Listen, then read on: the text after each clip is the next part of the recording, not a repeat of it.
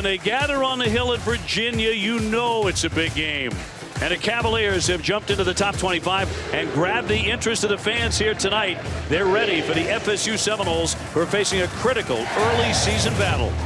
And we welcome you to ACC Network Primetime Football, presented by Geico. Great to have you with us tonight here in Charlottesville, Virginia. The Cavaliers and the Seminoles going toe-to-toe here on a Saturday night. Seminoles with their fan base very, very nervous in the first couple of weeks. They come to Charlottesville 1-1, having barely survived last Saturday to Louisiana Monroe.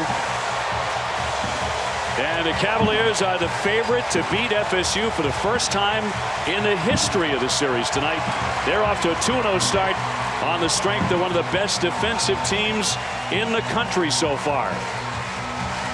Good evening, everybody. Thanks so much for being with us. I'm Dave O'Brien. My partner is Tim Hasselbeck.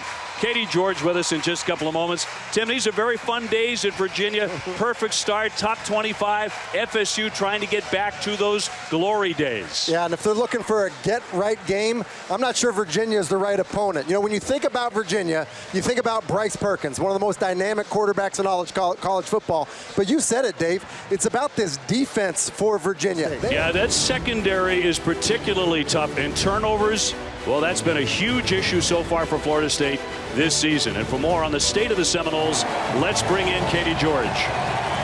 Dave, Tim, and talking with Willie Taggart prior to tonight's game, two things stuck out. One, confidence is lacking, and two, these players do not know how to win yet. When you look at this roster, there is so much talent, and if FSU can manage to put it all together, they could still be a very dangerous team in this league, and the players recognize that. Cam Akers said he feels like this team is about to take off, and this game against Virginia is the perfect launch pad. If FSU can get this win, Akers says that'll give players the confidence they need to get back to being the Florida State program everyone recognizes. Dave? And Tim, they love to go fast. In fact, maybe they're going a little bit too fast these days for their own good. They've had a lot of pre-snap penalties, but they want to get it and go. They want to score early. They have had success with that. And listen, going fast takes everybody to be on the same page. And so it's not just about the quarterback getting everybody up to the line of scrimmage, but it's about the communication up front. It's about the communication between the wide receivers, and then also people coming off of the sideline and entering into the game. So it sounds good to run a lot of plays, but you don't want to end up hurting yourself, which is part of what has happened to Florida State. Virginia ranked number 25 in this week's AP poll, leapfrogging Nebraska and Stanford. They won their first two over Pitt and William and Mary by an average of 25.5 points. The offense averaging about 400 yards per game. The defense has allowed only 4 touchdowns. So early on, they've really put it all together. They really have. And, you know, part of it is why Bronco Mendenhall felt so good about his team coming into this season. He said, hey, returning quarterback and good on defense. I'm not surprised that people are picking us to win the Coastal. Now, Florida State won the toss. They will defer, so Virginia to receive. In front of what is anticipated to be a crowd of over 50,000 here. Joe Reed is deep and dangerous. 4 kickoff returns for touchdowns. Went 100 yards last weekend against William and Mary.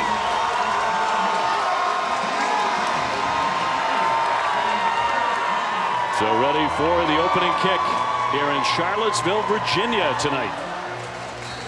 Great treat to be with you here on ACC Network on this Saturday. I know this, FSU fans are alarmed. They want to feel much, much better at the end of tonight, but they'll have to knock off a ranked opponent on the road.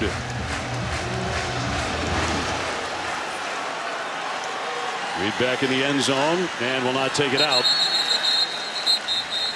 So Bryce Perkins about to bring them out on offense.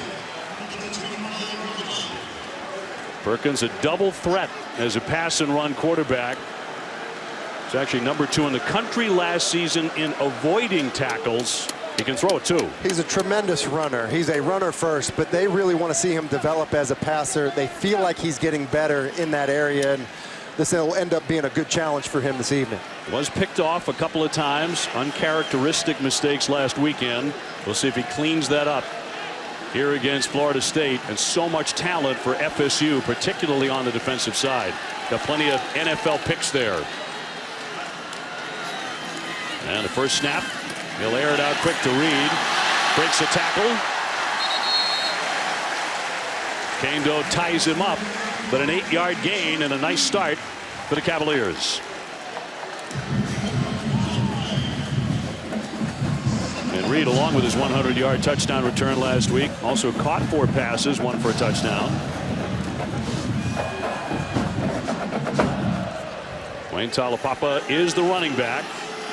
Part of that Hawaiian connection that you're going to hear a lot tonight with these Cavaliers and Bronco Mendenhall. On second down, they'll run it and pick up the first down. Talapapa powering his way and still moving. Very strong running back. Only 5'9", but a strong 210. They really like him. He was out last week, but Talapapa on the zone read here. You see Perkins does a good job of reading Warner, 35, who comes up the field, give it to Talapapa, and then good finish to the run.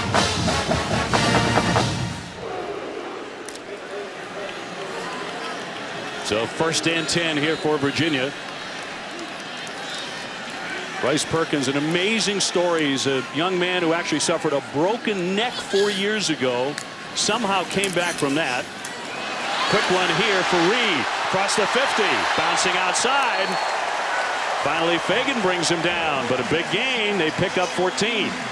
I love how Robert Anae is getting his quarterback comfortable right away here. I mean, you think about the easy completion to start the game, then you motion Talapapa out of the formation to a trip set. You basically have 3 blockers. It's essentially a sweep, Dave, but it goes down as a pass, but it's a perimeter run, basically. Well, Virginia wants to move quickly, maybe not as fast as the Seminoles do offensively. He'll look to throw. Reed again, his favorite target. Got to the 40. And so they'll gain 6. If you think about what's plagued Florida State's defense, they've lined up incorrectly. They've had missed assignments, and you look at what Virginia's done, shifts in motions to try to get them out of alignment. On the handoff, Talapapa. Off to the left, stopped by Warner. He'll gain just 1 yard on that carry.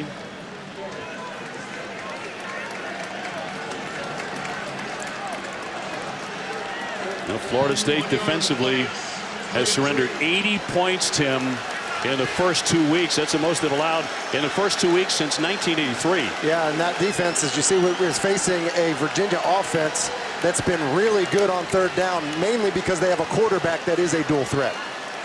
Junior Lamont Atkins in at the running back. And Virginia on a 3rd and 3. Some time over the middle, and it's caught by Cowley. Cowley continues to move before finally being hauled down after a big first down. Emmett Rice took him down, but the strike goes for 13. Yeah, you look at here, Tanner Cowley, he's just going to end up hooking up here, but because of this action, Florida State just ends up losing the tight end. He's uncovered, and Bryce Perkins does a nice job of finding him, but it's a bust by that defense of Florida State, and we talked about it already in this game. Missed assignments, blown coverage right there. They don't throw a whole lot to the tight end, but here on this first drive, he's a target. 1st and 10. Off the fake. Rolling right. Perkins looking down to throw it out. Pressure there. Chapman, the intended receiver. First incompletion so far for Virginia. Now Perkins wearing a knee brace, not exactly 100%, but it's essential for him to be a runner. Yeah, it's a huge part of their offense. Robert Anae, doesn't want to always have to do it, but you're playing an ACC team. The stakes are high, and so running Perkins is going to be part of the plan. And a flag. Looked like Cowley moved. False start, offense, number 70. 5-yard penalty, 2nd down. Haskins is like, hey, man, why'd you call it on me? Cowley moved as well. Like, you had your choice. How come you went with 70 instead of 44? Do you hear that when you go back to the huddle? Hey, man, come on now. You move too. Not in the huddle, but you will hear it tomorrow. 2nd down and 15 for Virginia. 2 backs, Dubois and Talapapa for Virginia. Perkins will step up on the run now to the 20. Finally dragged down inside the 20-yard line by Samuel. He picked up 11. And this is what you can't do against Bryce Perkins. You look at Warner. He rushes up past Bryce Perkins, which allows him to climb in the pocket, and then he's a dangerous runner at that point. Harlan Barnett, the defensive coordinator for Florida State, said, we can't rush past him, which is exactly what they did there.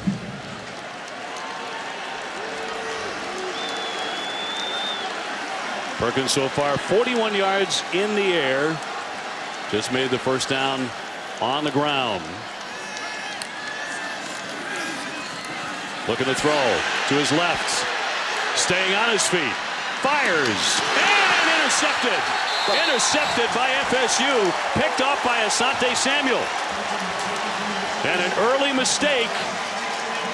And FSU capitalizes. And Harlan Barnett, who I just referenced, the defensive coordinator for Florida State, said we want to keep him in the pocket, but if he gets outside of the pocket, we want to force him left. He is not nearly as comfortable going to his left, and that's exactly what happened. He has Kemp wide open, but just an errant throw moving to his left by Bryce Perkins.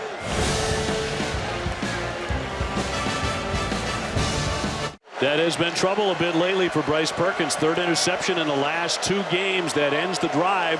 The pick by FSU. So the Seminoles on offense for the first time here tonight. James Blackman, the sophomore quarterback. And an up-and-down game against Louisiana Monroe last week. 30 for 40 and a wild game. He'll air it out quickly and complete as he finds Terry, his #1 receiver, who can be scary, Terry, when he really cuts it loose. Well, this was pretty scary. It's play action, and Blackman is trying to get it to Terry on the sideline. He's running a go route, but the defender is kind of playing over the top. You see Hall playing over the top, so it's a back shoulder throw, and it's a great adjustment by Terry to the football. 28 yards. And a handoff. Helton trying to take it left. And stopped by Alonzo. Blackman, 6'5", about 195 pounds.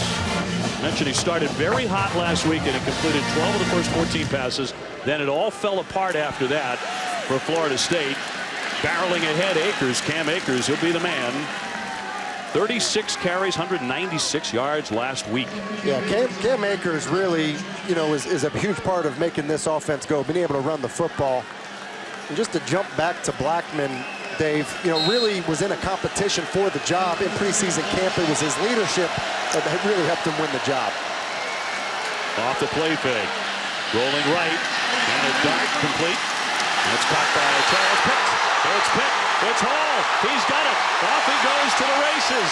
Racing into the end zone. We'll see if this comes back. I think he's going to be ruled down on the play. You see, Terry is just coming back to the football, and it looks like his rear is on the ground as that ball comes out.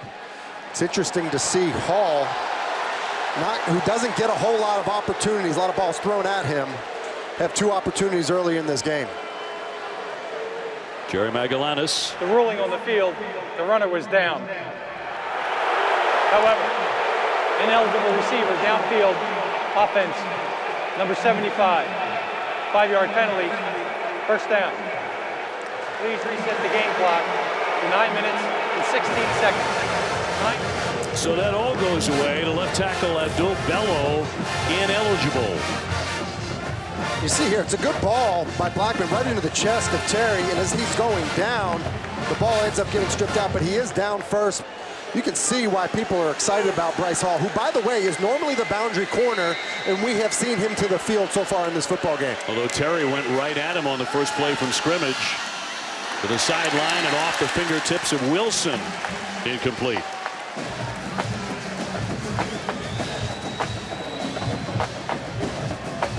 So no score here in the first quarter. Cam Akers will be back along with Blackman in the backfield.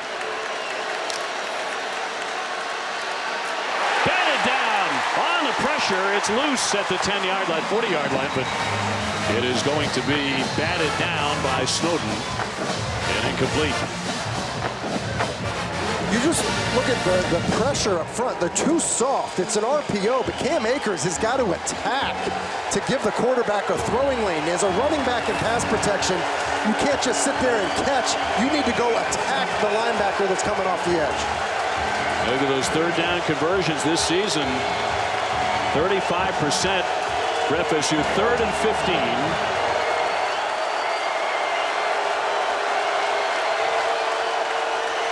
And Blackman looking to throw from the pocket, fires and broken up. And complete. That was Hall again. It was Hall, and I think what we've seen is that Hall is going where Terry is going, which is something we've never seen Virginia do. You know, Virginia is predominantly a zone team, but with the tempo, I think they maybe said, hey, look, we're going to follow 15 with 34, our best defensive back. And other than the first play of the game, Bryce Hall seems to be getting the best of this matchup. Number 1 rated cornerback in the country. Billy Kemp back. And Tommy Martin back to punt. The regular punter, Logan Tyler, has been suspended indefinitely. And coming out with a fair catch.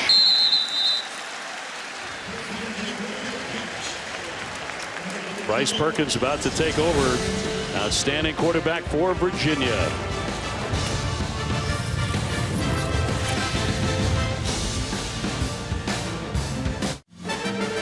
ACC Network Primetime Football is presented by Geico.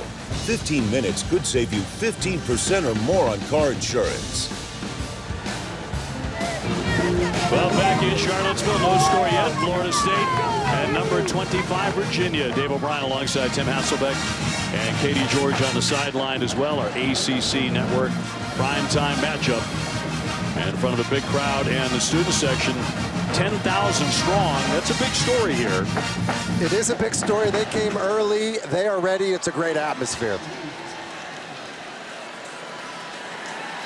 And Virginia about to take over on the offensive side. Bryce Perkins was leading the nation in consecutive completions without an interception before the 2 picks last weekend. He's been intercepted here 1 time tonight. And Perkins to hand off. Talapapa trying to find some room and bounce outside, but not much there. Nasruddin with a stop. He's their top tackler. He's their top tackler, and he is a really good football player. He is flying around everywhere. He's really a free safety, Dave, but he can play in the box. We were told he could basically play every defensive position for this Florida State team other than defensive tackle, but only because he's not heavy enough. Isn't that amazing? That's how good of a player Nasruddin is. And that's what they think of him moving on to the next level eventually. He's a junior. 2nd and 9. And a short toss and tripped up. Atkins with the catch and stopped by Samuels. That was a gain of 2.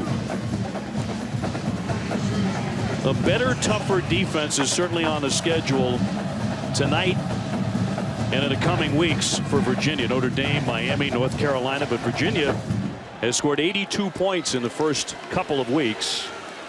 They know tonight they're facing an FSU defense that has given up a lot of points, but is likely much better than what it has shown. A lot of NFL draft picks out there for the Seminoles. Reed in motion. Perkins trying to get free of the pressure. He'll air it out, but incomplete. Thrown too long, intended for Chapman. You know, it's a known passing situation. Florida State jumps into man-to-man across the board. Press one safety in the middle of the field, and really it's just not a very good throw. It's a nice route to the corner, but Bryce Perkins just misses it and misses it by a lot. Well, Virginia did not punt one single time last week for the first time since 1989. They're going to punt here tonight. For the first time, Nash Griffin. Deshaun Helton back for the Seminoles. And a fair catch. Taking that back near the 30. And a flag on the play here. With 7:20 to go in the first.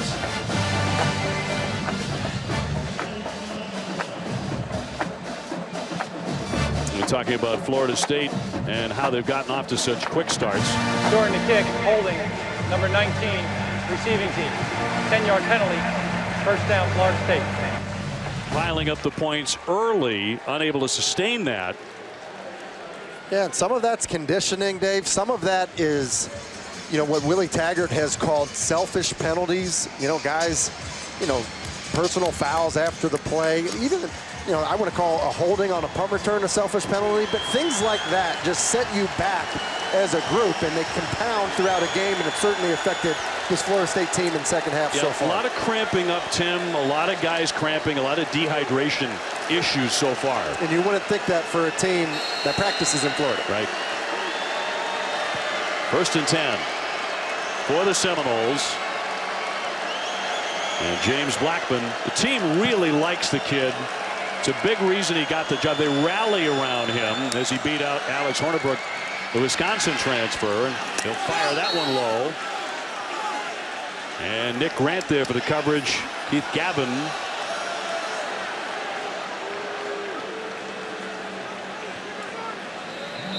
Yeah, that's going to go for a 5-yard gain for FSU. We're going to take a look. The ruling on the field is a completed catch. The previous play is under further review. We're going to take a look at this. Was that a catch? We'll find out when we return.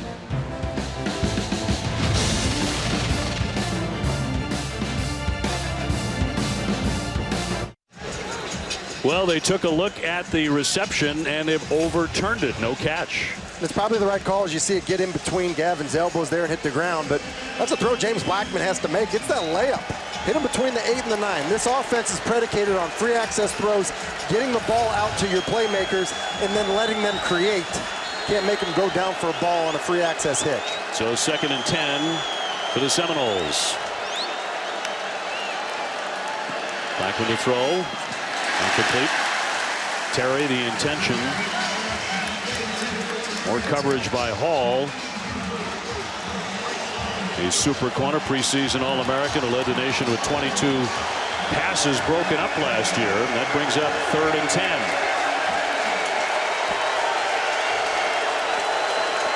Second, 3rd down chance tonight. Blackman throwing to the middle. And a terrific catch. And a first down. An outstanding grab by Harrison for 18. Trayshawn Harrison, a sophomore from Seattle. And that was awesome by James Blackman. He had been struggling. Hang in the pocket as Snowden was bearing down on him. Makes an excellent throw.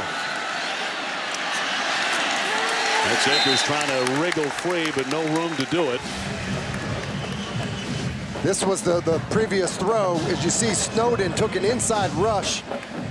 And then a very good job of Harrison showing some courage going up with defenders around him.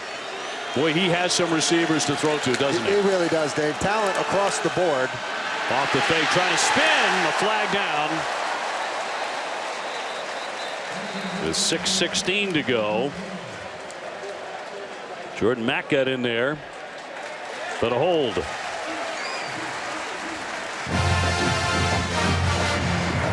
Holding, offense, number 59. Penalty is declined. 3rd down.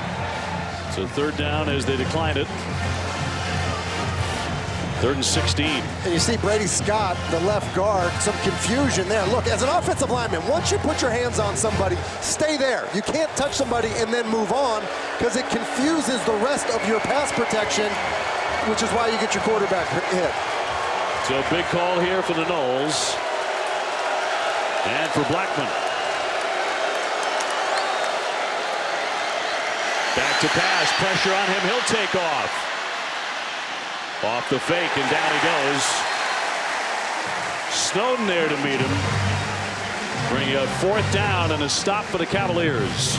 It's a big stop for the Cavaliers. They're getting pressure on the quarterback. There's no doubt about that. And if you're Florida State, you have to be concerned. The unit that needs to come together for this offense is that group up front, that offensive line. And that's 2 consecutive known passing situations where they don't answer the bell. So Billy Kemp back to receive. It's the second time Virginia's ranked in the top 25 under Bronco Mendenhall. They rose to number 23 last year. Back at the 20. Bobbled it and takes a hit. As he gets erased on that shot. Hit by Josh Brown on some outstanding coverage. Virginia lucky here. Billy Kemp doesn't field this cleanly. It's on the ground, and that's a bad place for a returner to be. Does a good job of corralling it and then holding on to it. With the tackle, that could have been bad, and a huge break, really, that Florida State kind of needs at this point. So the drive will begin from the 21st and 10 for Virginia.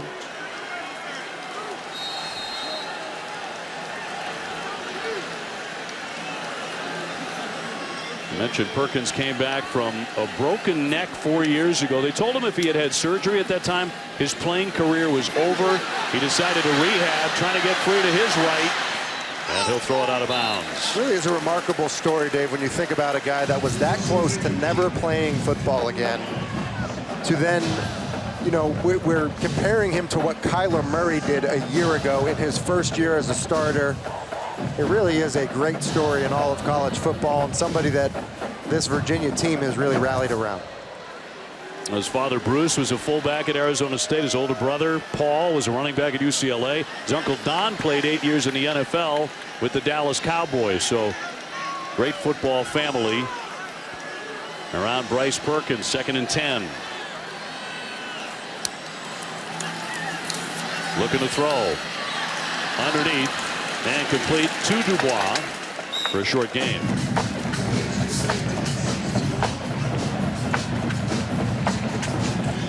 It's the second 3rd and long that we've seen early in this game for this Virginia offense. And we talked about how good they were a year ago on 3rd down. Well, a lot of those were 3rd and 4s, 3rd and manageables where Bryce could be a runner. And, you know, now we're in situations where, you know, 3rd and long, he's being forced to be a passer inside the pocket. Number 1 coming into this game in the ACC in 3rd down conversions, a little over 55%. Cowley in motion. And the tight end open. He throws over the middle instead, and that one to Dubois, one of his favorite targets. He's got plenty of them as well. Before Green brought him down, 14 yards. And this Virginia offense is a matchup offense. You see Dubois on Green, the true freshman corner, spins him around. It's a good job of pushing up the field vertically and then clubbing underneath. And a nice job of the quarterback understanding the matchup against the true freshman. Already 3 receptions for Hassis Dubois. It was a big 3rd down man for them. 1st and 10 for Virginia. Perkins looking long downfield, going short into the flat. He's got Atkins to the sideline. Made more out of that. And picked up 9. So good running after the catch. No score in this one in the 1st.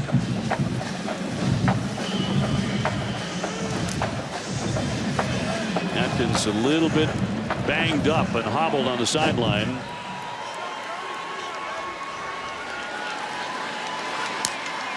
Talapapa back in at the running back. The FSU program certainly at one of the lower points in school history. Feels like a long way from the glory days of Bobby Bowden and 2 national titles in the 1990s. Perkins tries scamper. Finds the sideline and tiptoes out. Chased by Cooper. There is a flag on the play and a 5-yard gain. You see what happens here. You know, Glazer and Oluwatimi get beat right away. That should be a sack. That's a tackle for loss. Instead, the quarterback's able to scramble for a 1st down. 1st down. There's a face mask on FSU added on to that. It's just remarkable what a quarterback that has that type of escapability can do for your team and how it can frustrate a defense. You just think about if you're Florida State, you have a free runner at the quarterback. And instead, he's able to get outside the pocket, and then obviously, we're getting into some of those situations, those penalties. As you see Jackson with the face mask that have hurt Florida State so far, hurting them again tonight.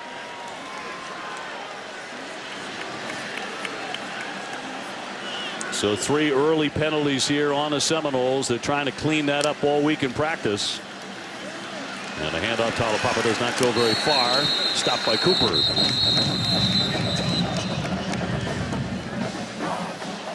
And a helmet came off as well. Wood will have to step off for a play. Cedric Wood. With 2:28 to go in the first quarter.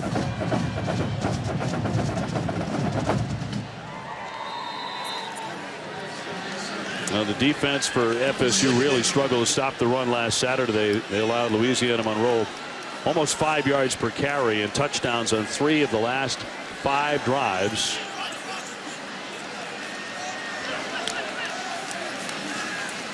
Perkins flushed out. Pressure as he is chased. Looking for the sideline and takes a knock. Rice thrusting him out. Emmett Rice in pursuit as they lose a yard. It's great effort by Rice. They do a good job of getting after Bryce Perkins. Look at the speed, just run him down. We know what type of runner Perkins is. And you see Rice, and just talking to this Florida State team, it just seems like they are so desperate for somebody, just one guy to step up, make a play that sparks this team. Rice in a bit of a rotation with Jackson, who had the face mask earlier on this drive. They just are looking for that spark. Seems like a team that is dying for some type of confidence to come from a big play from someone on the defensive side. We'll see if that was it right there. Brings up 3rd and 12 for Virginia. Works his way handoff. Talapapa to the right. Continues to churn before he's taken down by Warner. And now decision time. On 4th down for Mendenhall. And he's going to bring in the kicking team and Brian Delaney. Coming up on 1 minute to go in the first. And his long 46. This will be from 49 yards. Trying to get the Cavaliers on the scoreboard. Kick is up, and the kick is good. Virginia striking first tonight. The final seconds of the first quarter, 3-0 Cavaliers. Well, here Virginia on a field goal from 49 yards as a 3-0 lead on Florida State. And our ACC primetime matchup here from Charlottesville, Virginia. So Delaney to kick off. Gavin and Helton are back for FSU.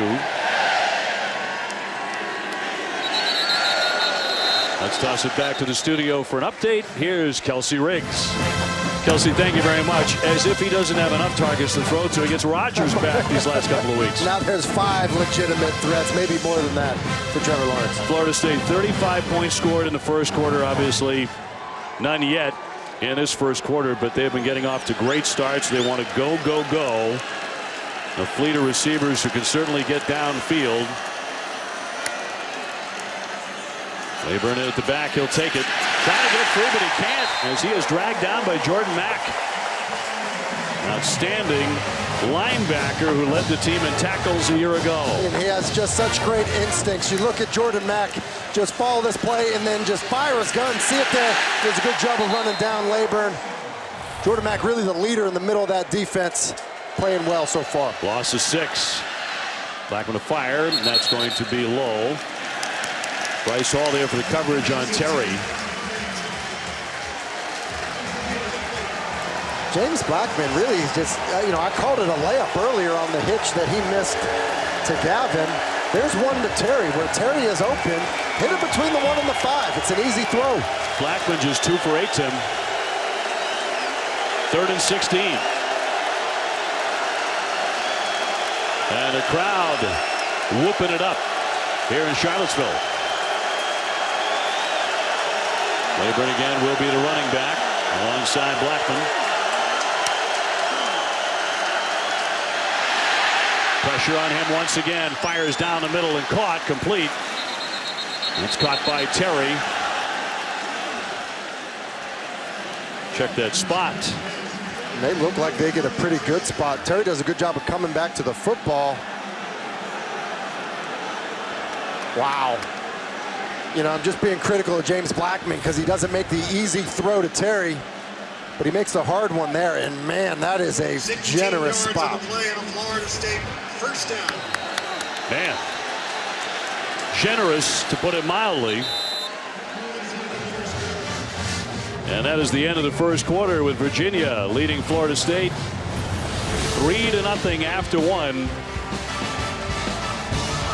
Here in Charlottesville, Virginia on a Saturday night.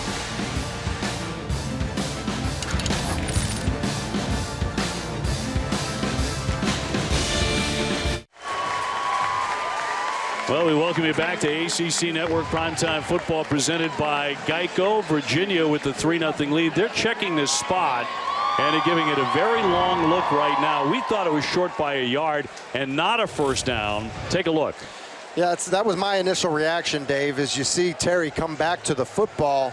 You know, his entire body seems to be shy of the 34 when he possesses that football, and then contact immediately made. I think it should be just shy of there. And doesn't take away from the great effort by James Blackman in the pocket, but I don't think that that's enough for a first down. And I think Bronco agrees. After review, the runner was short at the 34.5-yard line. It will be 4th down and a half yard to go from the 34.5. The quarter ran out on that play. It will be the start of the second quarter. The clock will start on the snap. Speaking of officials, by the way, the ACC saying that the officials erred last night in not allowing another second on the clock in the North Carolina defeat. Which really just would have given North Carolina a chance to heave one into the end zone. And you know, while I didn't agree with the initial call, they do seem to get this one right. And I think the bigger story here is, you know, Bronco Mendenhall saying to his team, these guys have gotten off to fast starts. Let's not allow that to happen. And I think he has to be happy with his defense's effort so far, keeping Florida State scoreless in the first quarter. Yeah, and another big stop there. FSU to punt. Billy Kemp back to take it for Virginia.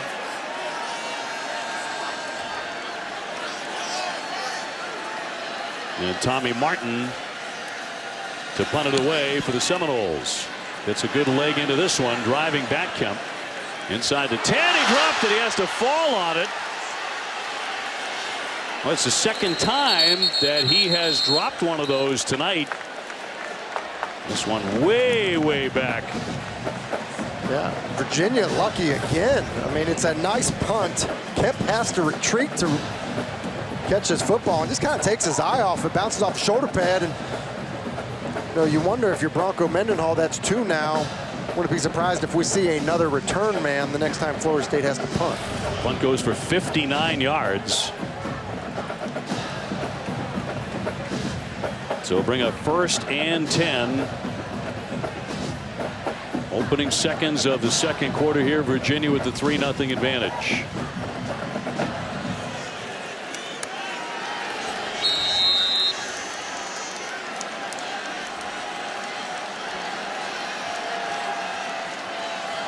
Bryce Perkins leading the Cavaliers on offense. There's a long way to go on a handoff. Talapapa trying the middle. Let's toss it back to Kelsey in the studio. A nice start for Lawrence and Clemson. Syracuse has been the one team that has really given them fits. And we've seen this from Trevor Lawrence down in tight already a couple times this season. That zone read walk-in touchdown. 2nd and 8. Another handoff for the back. And stacked up. Emmett Rice, the first man to push him back. 3rd and 7, gain of 1 for Virginia. And Dave, here we go again. It's 3rd and long, 3rd and 7, considered 3rd and long, because you're not really thinking of quarterback runs, which is I think what's made them so dangerous on 3rd downs. When it's manageable and Perkins is a threat to run, they're obviously a much better 3rd down team. And he's rushed for over 1,000 yards in his career, passed for over 3,000.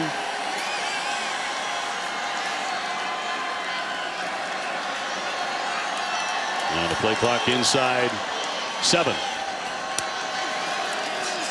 Back to throw.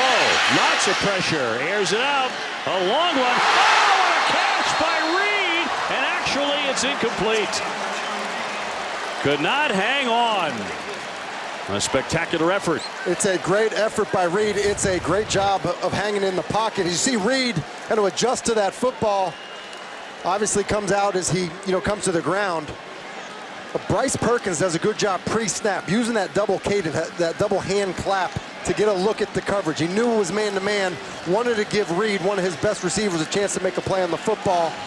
Just can't come down with it. Sensational effort. So Griffin back to punt from the end zone.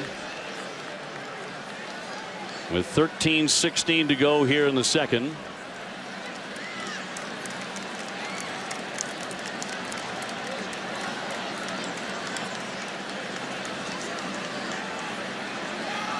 And a flag down here. Jerry Magellanes.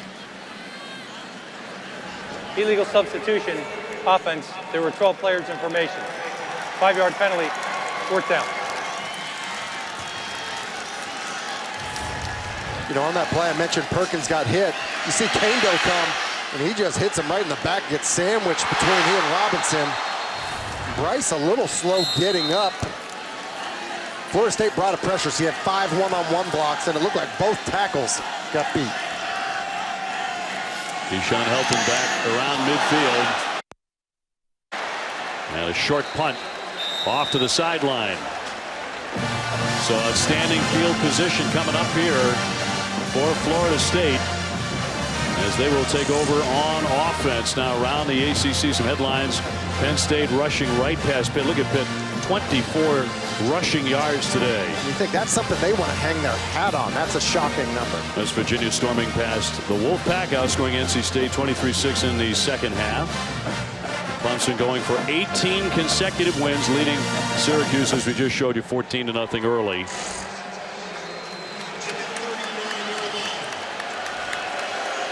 So here come the Noles trying to get on the scoreboard. And they have been scoring plenty in the first couple of weeks. That certainly hasn't been the issue. The handoff for Akers. He gets tied up for a loss and a flag on the play. Tackled by Zandier, but a flag down and might be a late hit.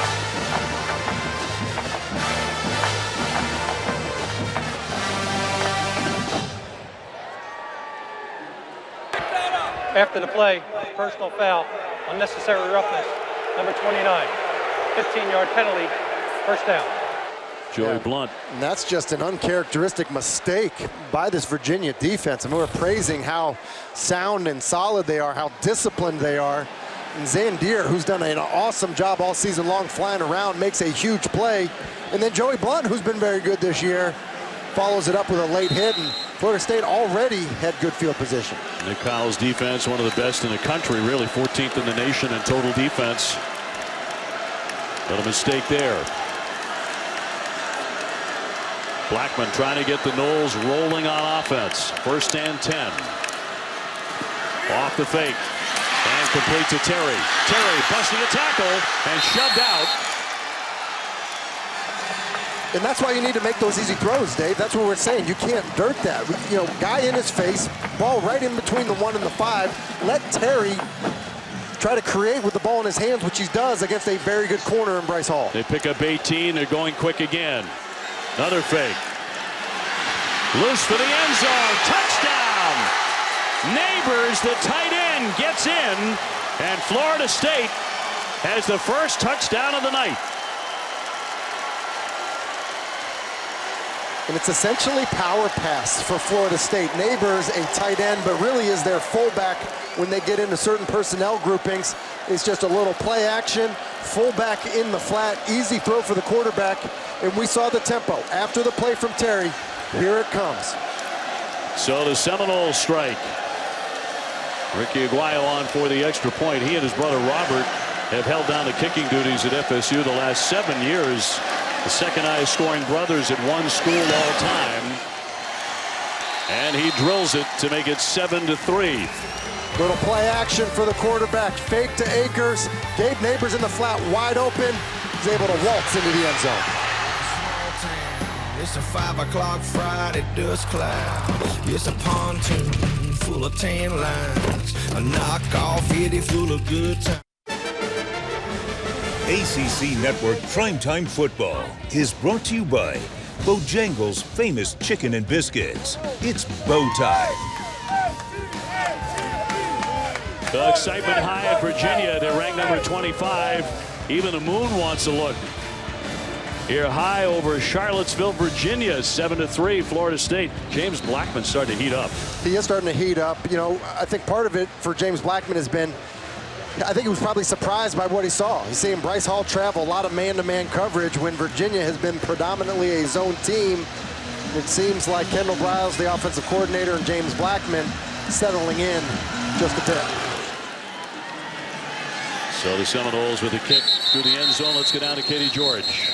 Tim, you mentioned Bryce Perkins was slow to get up after that last hit. Offensive coordinator Rob and I thought so too. He went to Bryce and asked if he was okay. When Bryce gave him the nod, he immediately turned to the offensive line and said, keep those guys off of our quarterback. You have to be more physical. We have to protect that guy. They certainly do, because Brennan Armstrong, the freshman backup quarterback, is hurt. He's not available tonight. Yeah, and then, look, not like they wanted to have Brendan Armstrong in there, but they certainly don't want to go to quarterbacks 3 and possibly 4 if Bryce Perkins has to come out of this football game. So Virginia trying to answer. PK Kier, the running back, along with Bryce Perkins. Hasn't done a whole lot of running. He's done more of this. He throws behind his receiver, intended for Chapman. It's too bad. It's a great read by Perkins. They're trying to trap the out route inside, and he sees the corner come off of Chapman. And if he just makes this throw, they end up having a big play. You've got Chapman running on a safety at that point. It's the right read, just wasn't the throw he wanted. 2nd and 10. He is 8 for 14 throwing it so far tonight.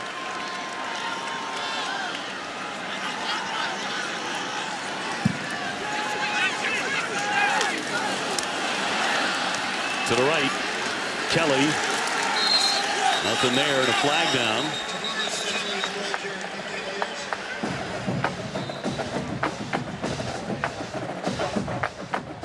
With 12:09 to go here in the half. Offside defense, number 91. Line up in the neutral zone at the snap.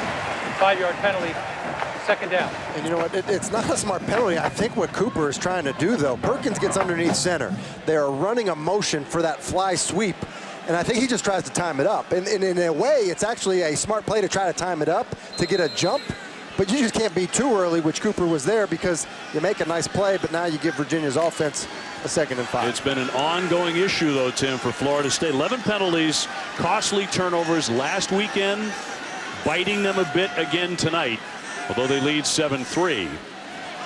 2nd and 5. Perkins looking left. Goes left. Caught by Jenna. 1st down. Big gain here for the Cavaliers. That goes for 28. You know, really creative route design by Virginia as they motion out of the backfield to get to basically a trip set. And look at the post by Chapman at the bottom of the screen, and then following him is Jana, just basically in the wake of the wide receiver outside that's running the post, and a good job of reading it out by Bryce Perkins. Jana taught himself to play piano while watching YouTube videos in his spare time. That's the kind of kid that goes to Virginia. That is the kind of kid that goes to Virginia. And Boston College. Which is maybe why I did go to Virginia, yes. 1st and 10 for the Cavaliers. Perkins short. Cowley, the tight end. Knocked out by Bolden. But a gain of 6. We're there, passing to the tight end.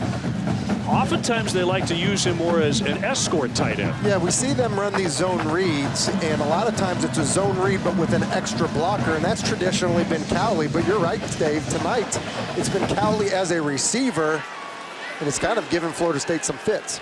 6'4", 240-pound senior from New Jersey. Talapapa and Sharp in the backfield. Ahead of got him free. Becker drags him down, but a gain of 16. And you look at it, I talked about escort runs. It's a fake, but then here comes the lead blocker. That's the escort. Did you see Kyer come through here? Actually fake it to Kyer and then follow him. That's a good job of being a tailback, a guy that's a runner, but then being a lead blocker on Lars Woodby, the inside backer. It's one of the things that makes them so difficult to defend with Perkins as a design runner. Grabs the first down. He'll keep it again. Back in the pocket. Has some time. Throws incomplete. Reed with the reception. He loves that target. That's 14 yards. It's a really good job of having poise in the pocket and trusting your protection. As you see the backs, look at Peacock, just saw the legs off of Warner. And so now you have guys down around your feet if you're a quarterback, but Bryce Perkins does not panic. Just you see the poise in the pocket, good job of staying in there, and then an absolute strike to Joe Reed. FSU with an injured man, the defensive end, Leonard Warner. Well, the 6'4" junior is up. We'll take the break. 7-3 FSU. First and goal coming up here for Virginia. You know, when you have a dual threat quarterback, using him as a design runner gives you that extra number advantage, a little bit like we saw on the run previously on this drive. And so would not be surprised to see some type of combination where he has the ability to throw the ball or kind of like a design quarterback draw with a lead blocker. So let's see if they stay with the quarterback who can be so dangerous on his feet. He's thrown one interception so far tonight. Bryce Perkins. Under 9.5 minutes to go here in the first half in Charlottesville. And Perkins with a handoff. Talapapa. Looks like a flag down. We've seen a lot of those all of a sudden over the last 4 or 5 minutes of this contest. And this one's just silly. Florida State's lined up into the neutral zone. Boy, those pre-snap infractions. Offside, defense, number 11, lined up in the neutral zone. Half the distance to the goal penalty. First down. Hey, Dave, I mean, it's first and goal from the 7. And now you're sitting there at your first and goal from the 2 now. I mean, you're giving the other team 5 yards inside the 10-yard line. And that's like gold. And that's the sloppy stuff that is driving FSU fans crazy right now. 5 penalties, 39 yards. Talapapa bouncing outside. He'll drive it ahead, and he is in for the touchdown. The Hawaiian connection in for 6.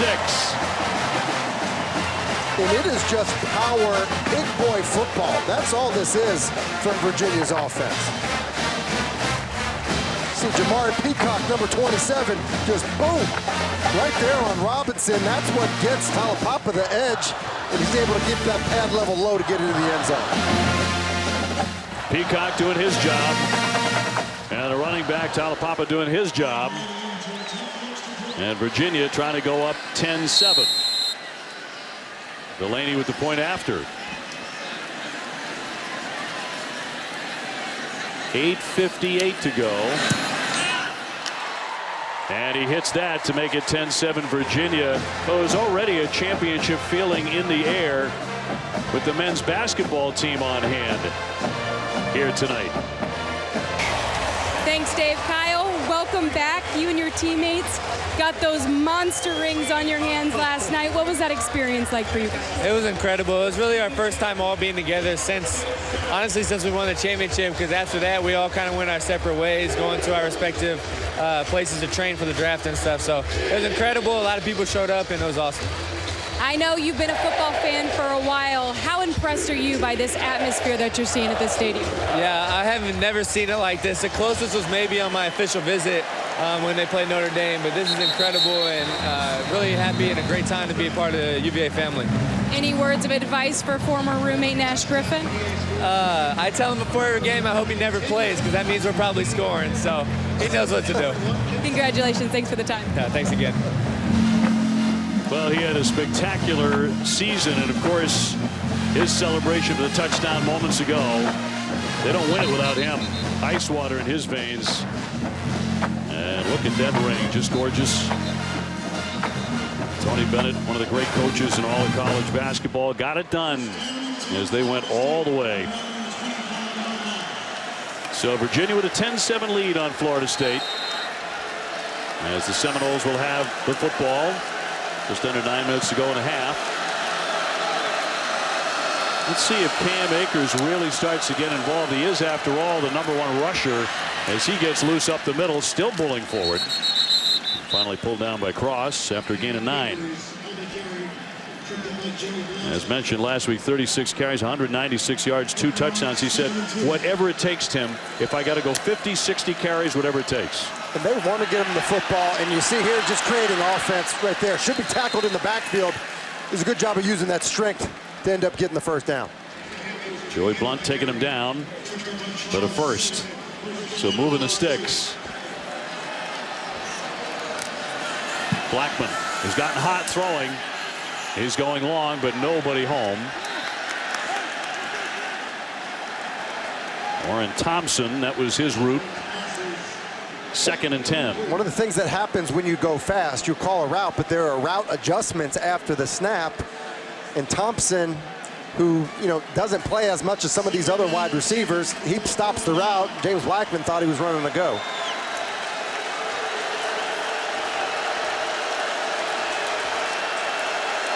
Second and 10 for Florida State. Off the fake. He fires to the side and complete to Gavin, and another flag on the play. And they are racking up here in the second quarter. Let's see who gets hit with this one. There are 2 fouls on the play, 1 by each team. Ineligible receiver, offense, number 59. Personal foul, roughing the passer, defense, number 29. Those fouls will offset. 2nd down. Tell you what, this is a really low, dangerous hit on Blackman. Joey Blunt coming on the blitz, and that's just too low. That's low and behind, and that is really dangerous. Those are the hits on quarterbacks that traditionally you see a guy get hurt. Well, that could end a career. Yeah, that is an ugly hit there. And fortunately for Florida State, James Blackman able to hop back up. Right through the middle. Akers trying to stay on his feet. Zandier with the tackle. And a gain of 4 yards as he really has gotten active on this drive. But now brings up 3rd down and 6. Helton in motion. Blackman. And that one broken up. Intended for Helton. Nick Grant got there. Dangerous to throw in his territory. Ran one back, a pick 6 for 85 yards against William and Mary last week. And he's been really steady for Virginia. You think about Bryce Hall's the really good corner on this team. That means that Nick Grant's going to get more action. Helton, a lot of speed. But you look at that great drive on the football by Nick Grant, is able to get the ball out. And Billy Kemp back again. Yeah, he's fumbled 2 punts tonight. Gotten them both back. Last time, though, deep in his own end. The call for the fair catch. Takes this one cleanly. Right around the 20.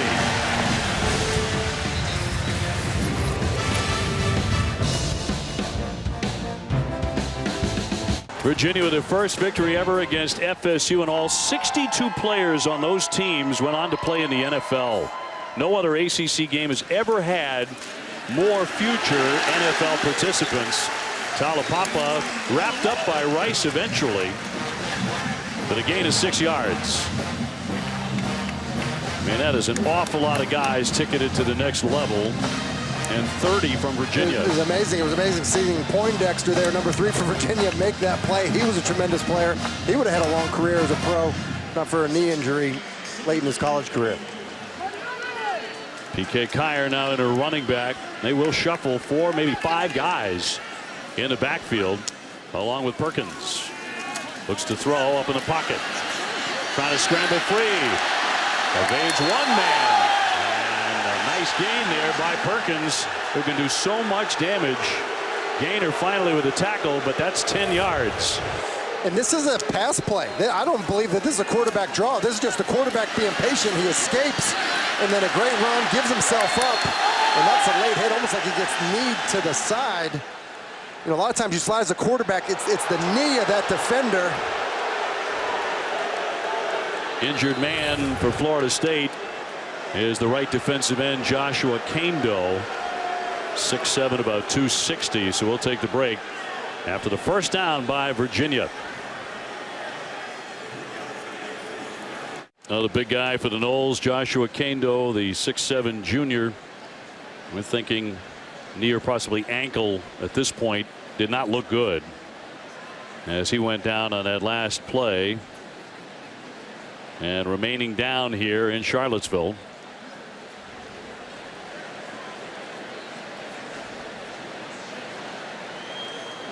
There's also some question about the lateness of the hit when Perkins went down, but you don't think so? You know, Bryce Perkins, obviously we know he's a tremendous runner, and as he gets outside the pocket and is running, you know, he's dangerous. I think you have to treat him as a running back. You know, and as Gainer is pursuing him and he gives himself up, you know, I think Gainer tries to pull off, and then it was his knee, you know, that goes into the hip or ribs of Perkins. Robert Renai, the offensive coordinator for Virginia, Bronco Mendenhall, not happy with the no call, but I think it was the right call. And as you see, pretty serious here for Kando. It was ugly. He got it rolled up on by his own teammate. It's unfortunate. He'd been playing pretty well for them in a bit of a time split with Janarius Robinson. Both guys really impressive looking players, edge rushers. I hope he's okay. Well, he will be taken off here. The 6'7", 260-pound junior from Baltimore, Maryland. And getting a nice hand from the fans here, the Virginia and Noles fans who are in attendance.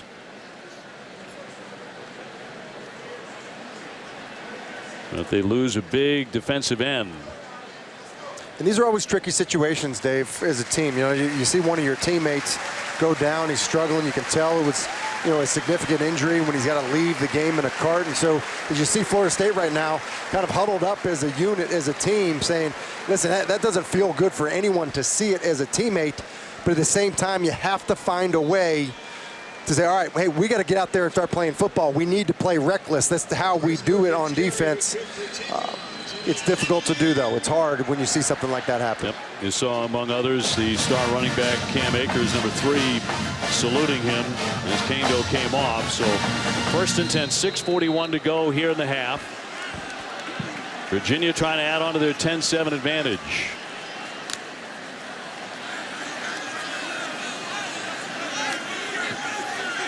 Mike Hollins in the backfield. He scored on his first college carry last weekend. He'll flare out. Catch will be made by Kemp, trying to get free on the sideline. Billy Kemp with the reception. Well, he's having a little more success hanging on to those, that's for sure. Yeah, hanging on to those and then making a nice little move out of the backfield, catches it, is able to square up Nasruddin. We talked about him earlier. He's a great player. And that's why you got that whoa from the crowd. It's an outstanding move by Billy Kemp. To pick up the first.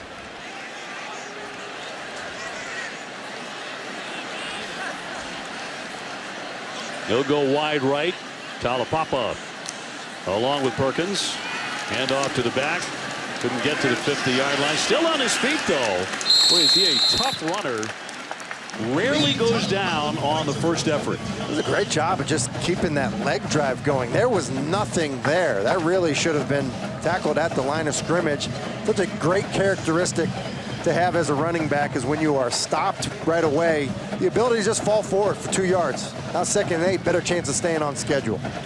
Talapapa, the Hawaiian native who missed the game last week. He was a member of the 2016 class, but he did not enroll until 2018 after a 2-year mission to Nicaragua.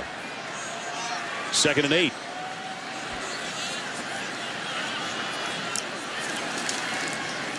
Rolling right, Perkins to keep it. Trying to bounce outside, but denied.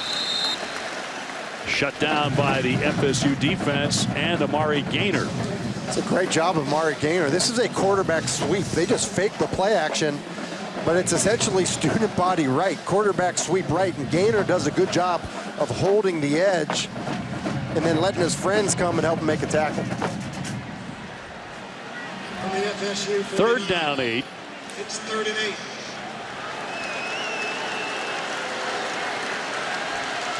Talapapa and Kyer in the backfield.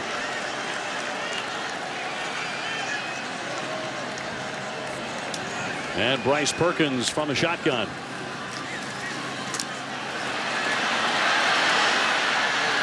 On the move. Down he goes. Corey Durden with the stop. And a big one here for the Seminoles. That is a big stop for them. They got to force him into a known passing situation. Perkins looked uncertain in the pocket. Really, he ends up having Tavares Kelly wide open on the corner route to the left. But for whatever reason, he puts his head down, doesn't locate him. And Florida State, who rotated some fresh defensive linemen into the game, able to get after the quarterback. So 4th down and 13. They'll punt it away.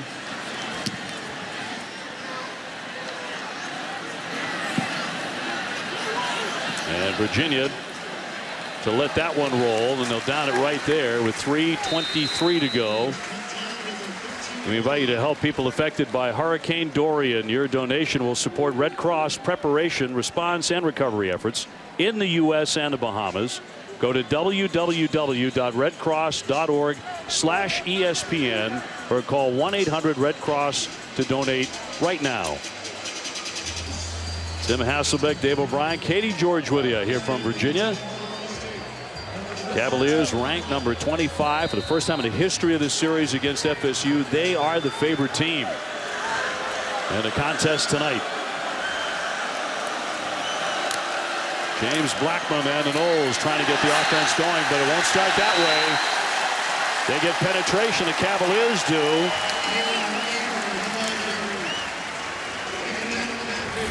Famui there to make the play. It's a great play by Famui. He just darts inside. And you see what happens. He just beats Ryan Roberts inside for the tackle for loss. Good job of coming off the football by the reserve D lineman. Blackman dishes it quickly. That's Layburn pulling ahead. Got a couple of extra yards out of that play. Stopped by Bryce Hall, but a pickup of 10. And FSU moving quickly again on offense. 3rd down and 3.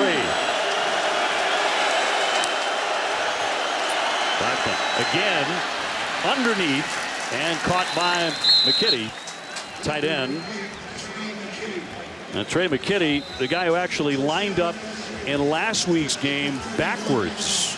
It was tight end. It was intentional, and they were successful on the play. They were very quick to point out. Some thought maybe because it was so bizarre, no one had seen that before, it was dehydration. He was shifting, so it really didn't matter how he was lined up before he moved.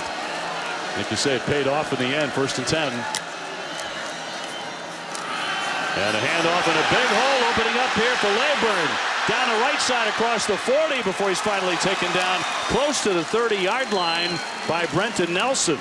That's a 36-yard gain. And you just see the action in the backfield with the motion coming across. Kind of gives you a little bit of confusion. And it's a great job of McKitty on Zandier and leading up into the hole. And Layburn, you see his speed out into the 2nd level.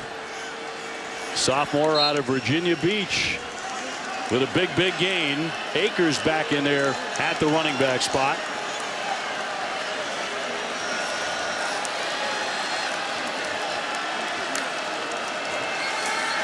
Blackman to his right. He throws. That's caught by McKitty again before he is upended around the 5-yard line by Hall.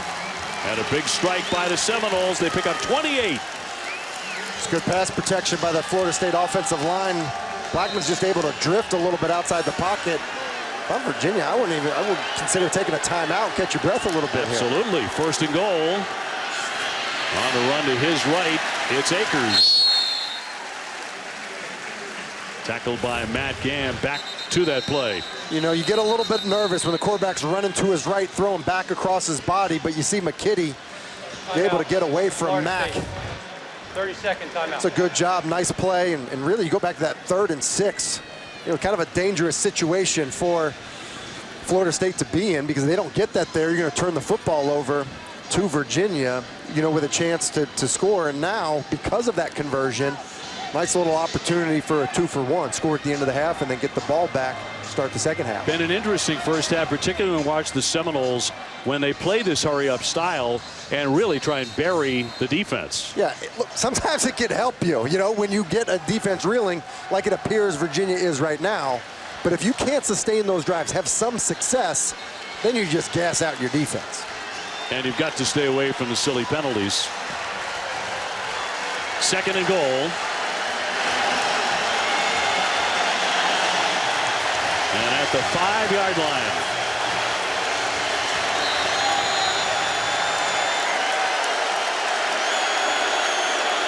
Akers along with Blackman.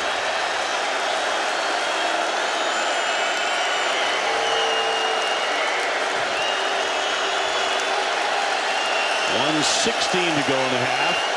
Play clock inside 5 now. Akers trying to center that line. And again continues to push.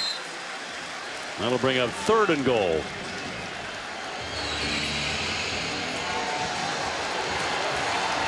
You know, they normally like to do tempo, but because there's not tempo here, Kendall Briles really just trying to get a look at what the defense is doing. He'll take a look at it, then he'll signal something else in to try to get into a better play. Looking to throw for the end zone and caught. Touchdown! Akers. And FSU back in front.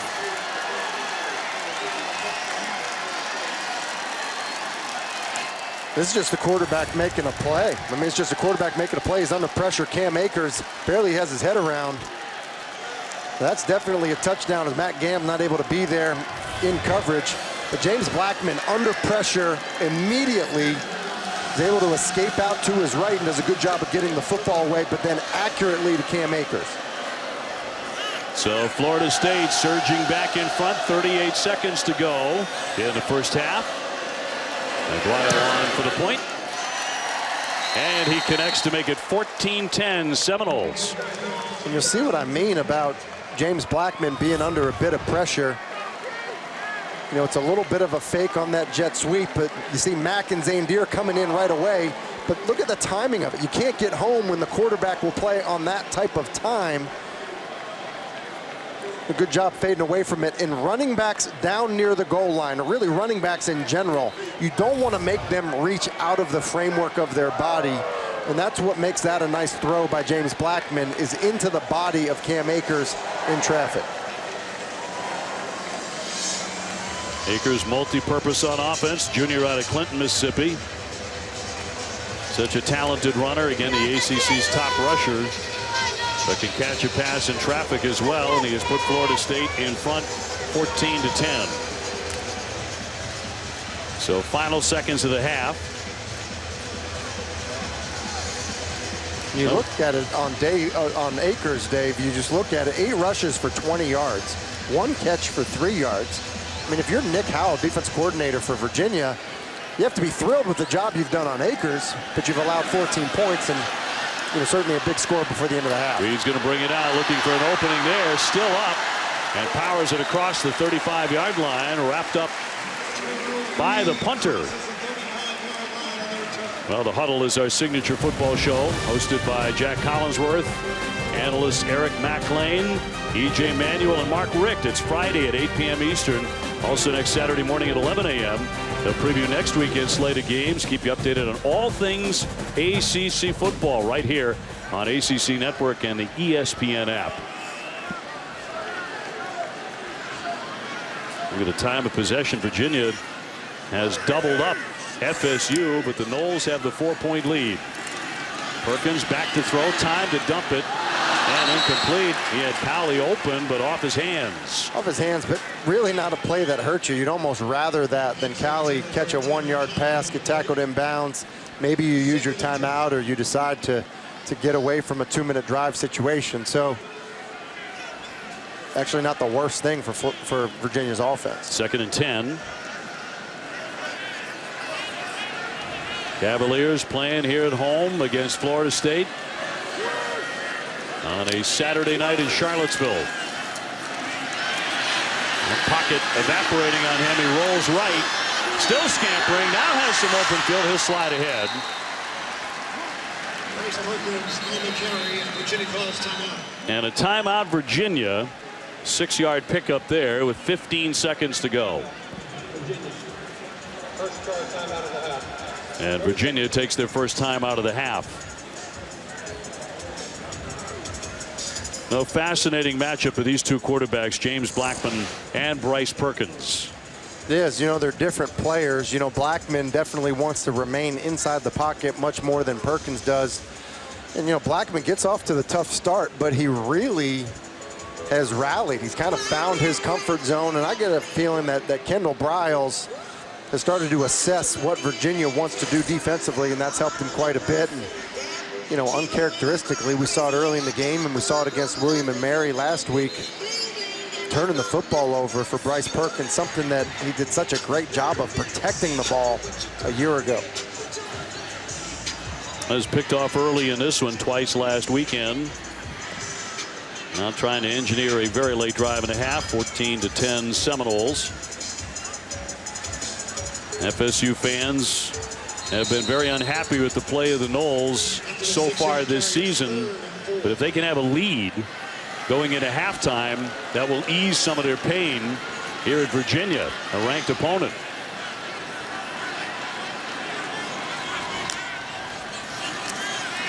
Perkins looking underneath, caught by Reed. Has been his #1 target.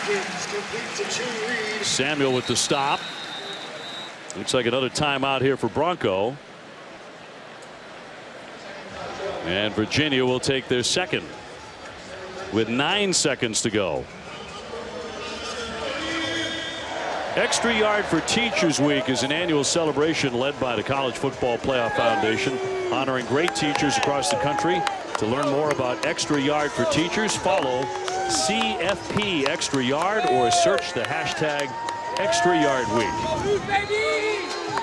Bryce Perkins gave his teacher a big-time shout-out. Quick shout-out to all the teachers out there. A special shout-out to my women gender studies teacher, Lisa Spidell, and definitely one of the best classes I've taken since I've been in college, and just, you know, definitely changed me as a person, and I'm greatly appreciative. Now Bryce, a class act for sure. Outstanding student, 6'3" senior. Really is a great player. Had a chance to meet him and spend a little time with him. Got just a great personality. You can see why the team has gravitated towards him.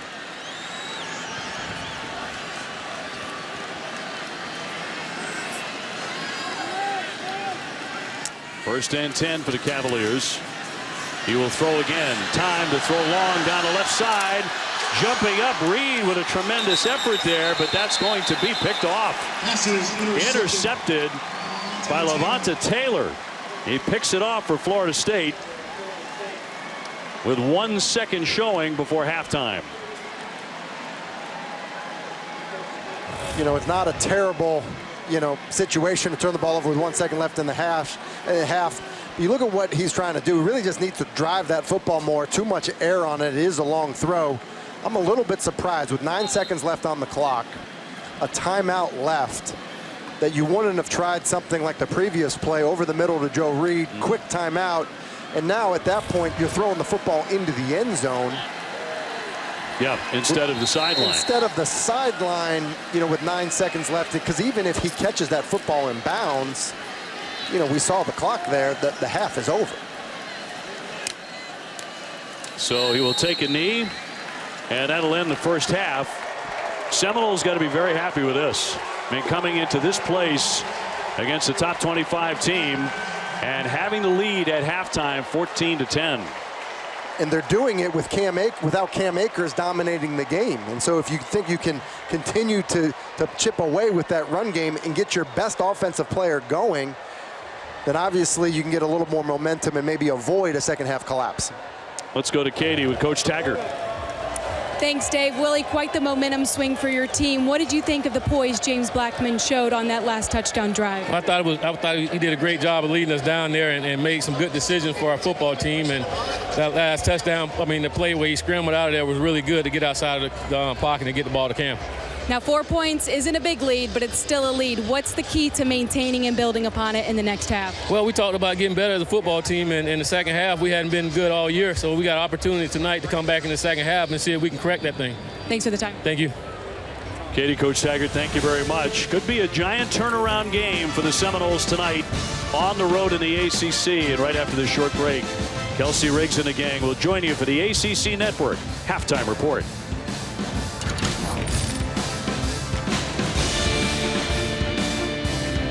Charlottesville, Virginia.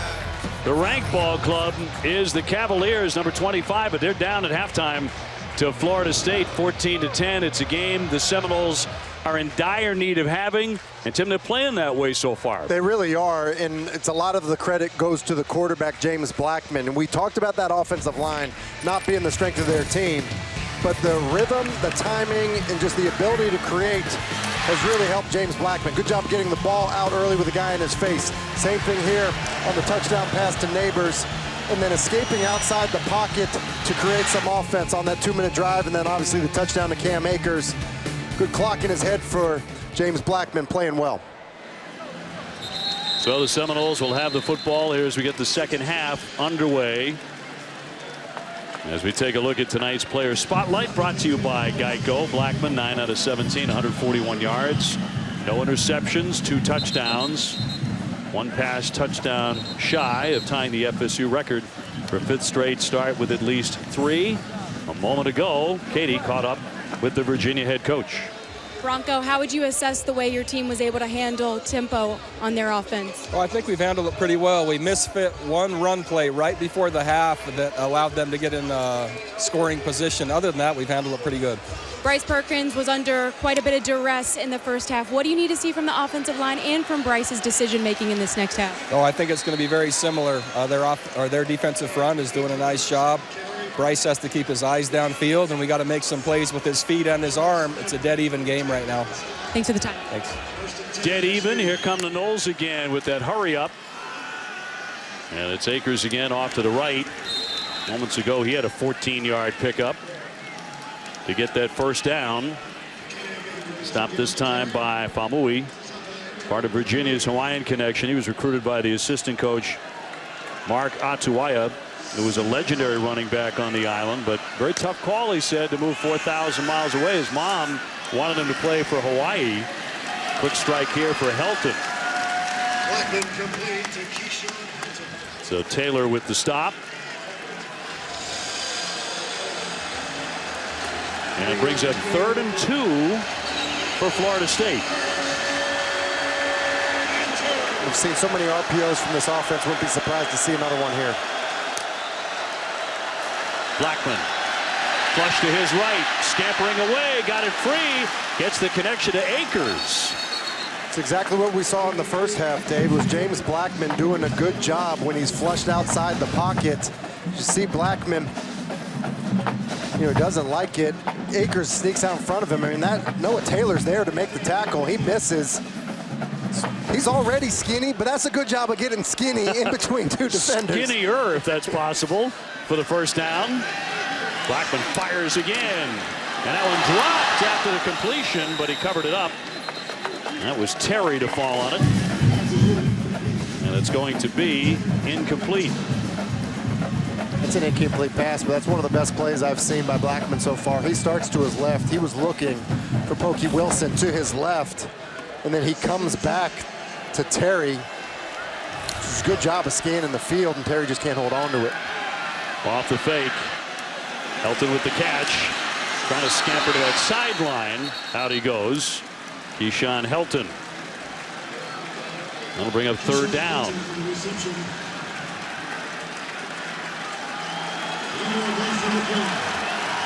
So the Virginia faithful getting up on their feet here, looking for a stop on 3rd and 11. 5 out of 8 tonight on 3rd down for the Noles.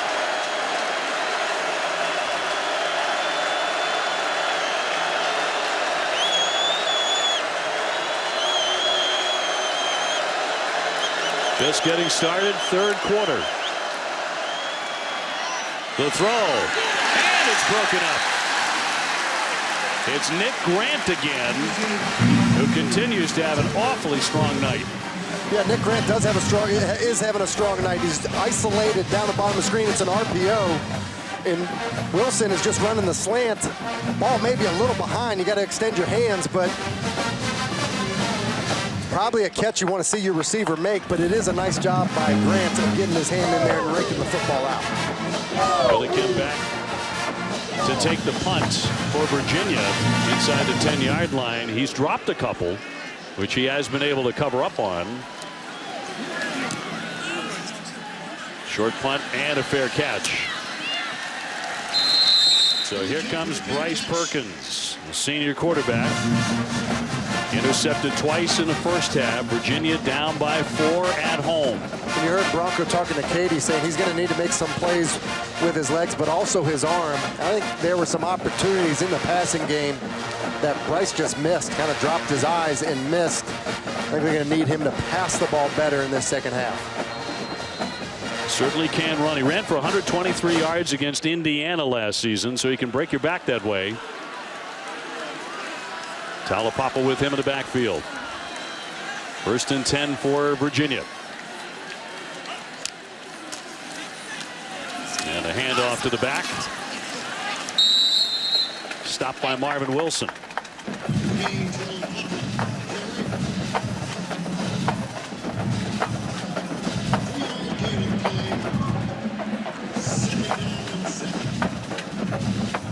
Virginia 2-0 with victories over Pittsburgh 30-14 and 52-17 over William and Mary to get them into the top 25.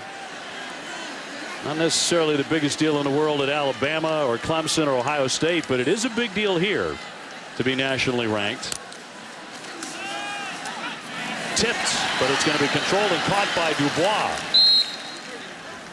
On the tip pass, that's a gain of 5. It's a gain of 5, and it's critical. Seemed like in the first half we were seeing a lot of 3rd and 7+ for this Virginia offense. When it's 3rd and short to medium, 3rd and 2 here, now anything's on the table. Quarterback run, you could run the football.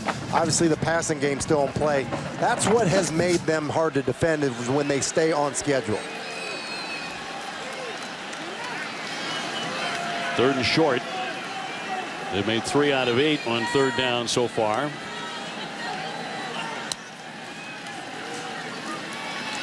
Stepping up. Now left. They want to force him left. That was their game plan tonight. And they force him out of bounds. See what kind of spot they get. I think they got a good one. And yes, indeed, for 1st down. And that's exactly what I'm talking about. They do a good job, Florida State does, of playing defense. Nasrul Dean is trying to track him, but because of the athleticism of Perkins, he's able to, escape outside the pocket and pick up the 1st down when really it was a defensive win. I mean, it was a good job of coverage, good job of forcing him left. That's what you want to do. Perkins just able to get to the edge. Look at how evenly matched they are in total yards tonight. Florida State with a 14-10 lead, but Virginia trying to drive. 1st and 10. Flags down. He's going to go right through the middle and incomplete.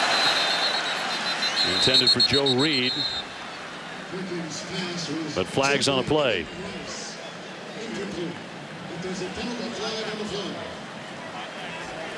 And that will go against Virginia. Illegal formation, offense. 5 players were in the backfield. 5-yard penalty, 1st down. So not many of those tonight against Broncos team, but They pick one up here to make it 1st and 15.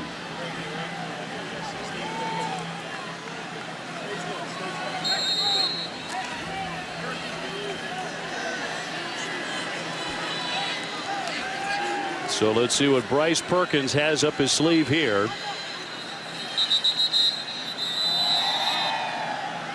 And a timeout. First charge timeout, Virginia. Virginia taking their first time out of the half. We'll take the break. 10:23 to go in the third.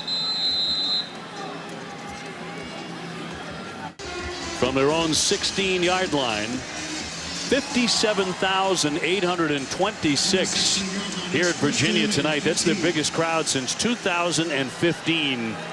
So the excitement has been building, but they got to get this crowd back in it. They really do, and obviously a big play on offense would get that going, but just even getting it out of your own end would help.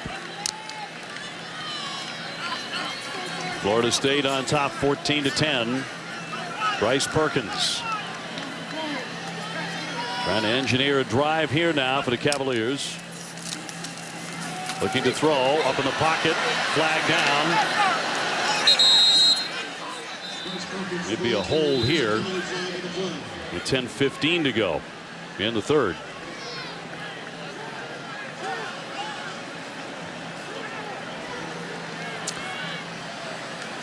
That'll go against Robert Cooper. Holding offense, number 55. Kept the distance to the goal, penalty, first down. Oluwatimi, let's go down to Katie. Well, guys, during that last timeout when the offense was meeting on the field, defensive coordinator Nick Howe was the one trying to hype everybody up. He stopped and talked with Joe Reed, then went straight to the O-line, hitting the guys on the helmet, hitting guys on the butt, just trying to get the energy back on this offensive side. Well, they need it. They need a boost. They need a jolt right now.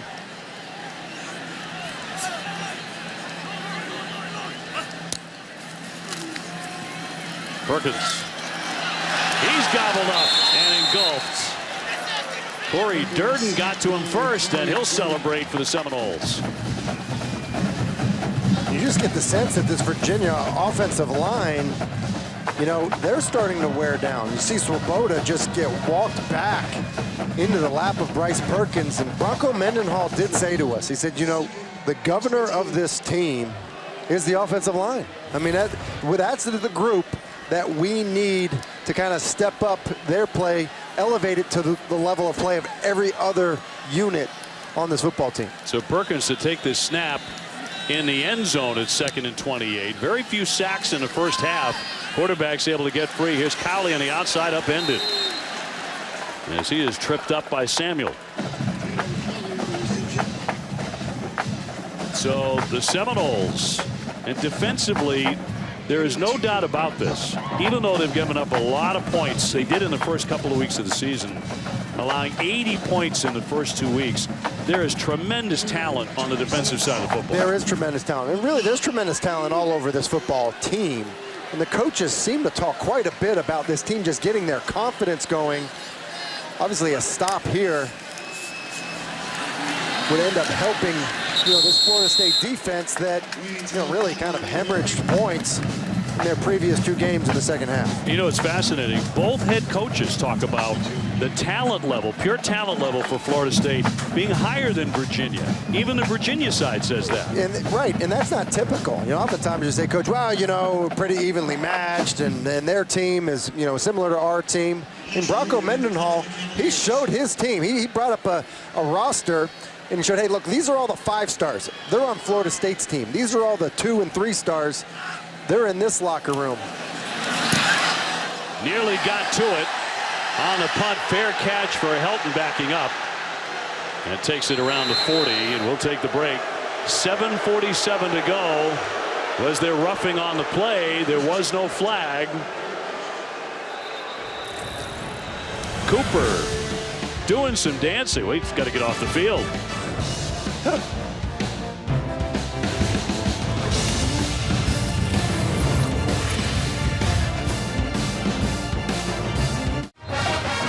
Welcome back to ACC Network Primetime Football presented by Geico. Florida State, good field position here. 14-10, they have the lead. Back to the punt. I agree with the no call here. As you see, hand back, pushes the rusher up the field.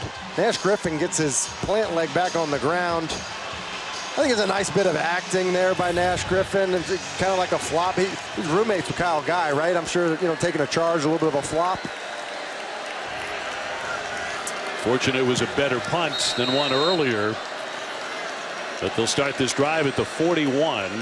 First and 10 for FSU. We'll see if Akers starts to really run free, and he runs to the right this time. Top rusher in the ACC will pick up 3 yards on that carry.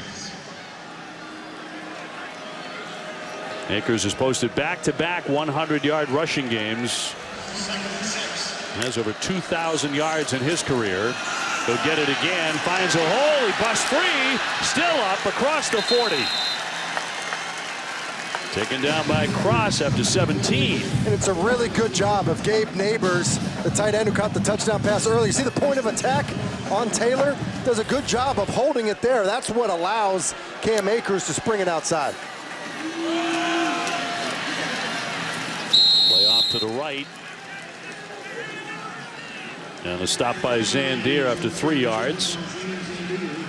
His Neighbors leading the way again. And no time for Virginia to rest. The Noles pushing the tempo. Incomplete pass by Blackman. Thrown behind Gavin. See, Blackman's frustrated. Just kind of threw his hands up in the air, looking over, at Gavin, like, hey, that's not the route. Just another miscommunication. That's the second one we've seen. One to Thompson. Now that one to Gavin. 3rd and 7. They are 4 for 9 on 3rd down conversions.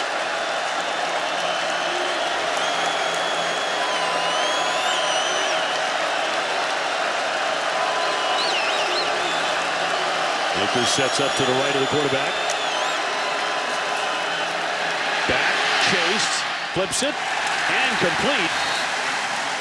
Complete to Akers, and Gam covered it on that far left side. He got there, but well short. And let's see if they punt this away in 4th and 8. Virginia brings the pressure there. I'm surprised that they didn't have a different play call. You saw it after the initial clap by James Blackman, and they didn't have Tamarian Terry out on the field, and so there's really nowhere for James Blackman to go with the football. Yep, and Ricky Aguayo's on for a 53-yarder now. That would tie his career long, which he achieved against Miami. Big attempt here. The kick is up, and that kick is good. 53 yards for Ricky Aguayo, the senior, and he drills it to put Florida State on top, 17-10. A 53-yarder, and absolutely drilled it.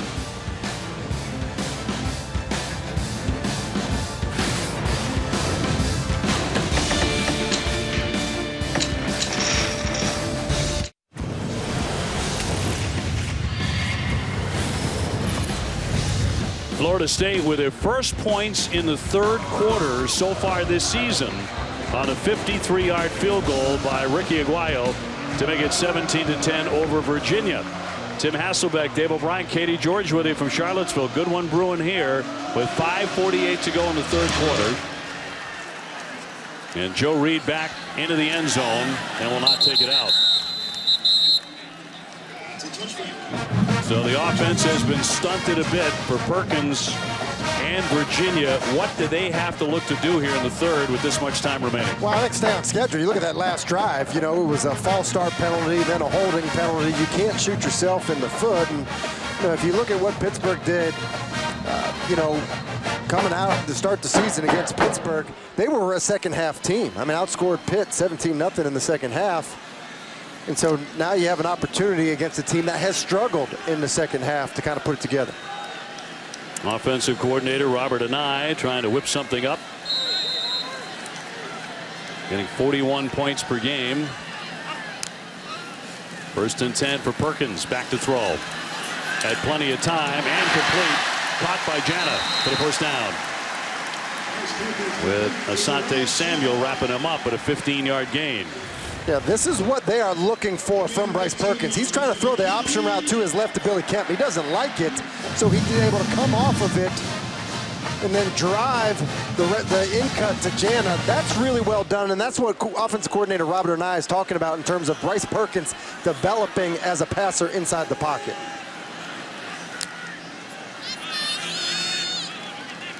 Cowley, the tight end, on the move. He's been a target tonight. And that'll be caught by Dubois. As he is dragged down by Dontavius Jackson. Bringing up 2nd down. 6-yard gain.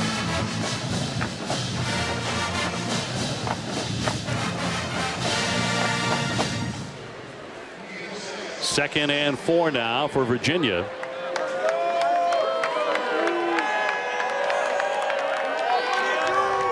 Crowd wanting a touchdown to really start to roar. They've been pretty quiet lately. Almost 60,000 here tonight. Under 4.5 to go in the 3rd. Perkins time again. Dumps it right over the middle and complete to Jana. He's become the man for him. Samuels gobbled him up at 13 yards the gain. You just see how the shifts in the motions can distort the zone coverage by Florida State. A shift, a motion, and now all of a sudden, Jana just turns around on a 3-yard route, and there's no one within 5 yards of him. They move the chains again. Talapapa in the backfield.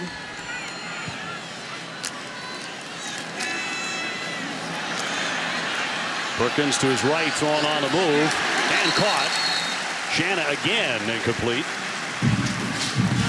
They mentioned Robert Anai, and how about this? When Robert, the offensive coordinator for Virginia, was done playing, he returned home to Hawaii and served as the model for the towering father of surfing statue, Duke Kahanamoku, standing on Waikiki Beach. He was the model for that statue. And as a former offensive lineman, I'm sure he was thrilled to tell everybody that he ever played with that he was the perfect selection to be that model. Very similar to your statue on the hill at Boston College. Very similar. I think that one they have in the janitor's closet. 2nd and 6. And Virginia on the move. Perkins trying to throw again. Short to the sideline. Complete to Atkins.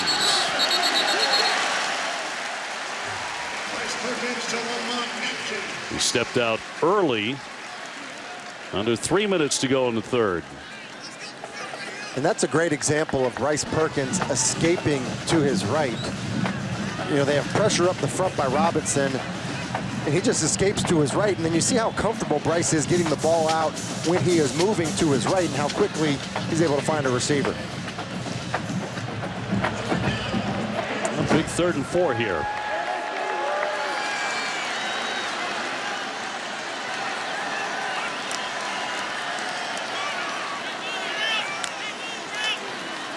Talapapa with the carry. Trying that left side before he met Robinson. And decision time here. And based on the 3rd down call, I think there was already a decision that they were going to go for it on 4th down, which is exactly what it looks like is happening. 4th and 2.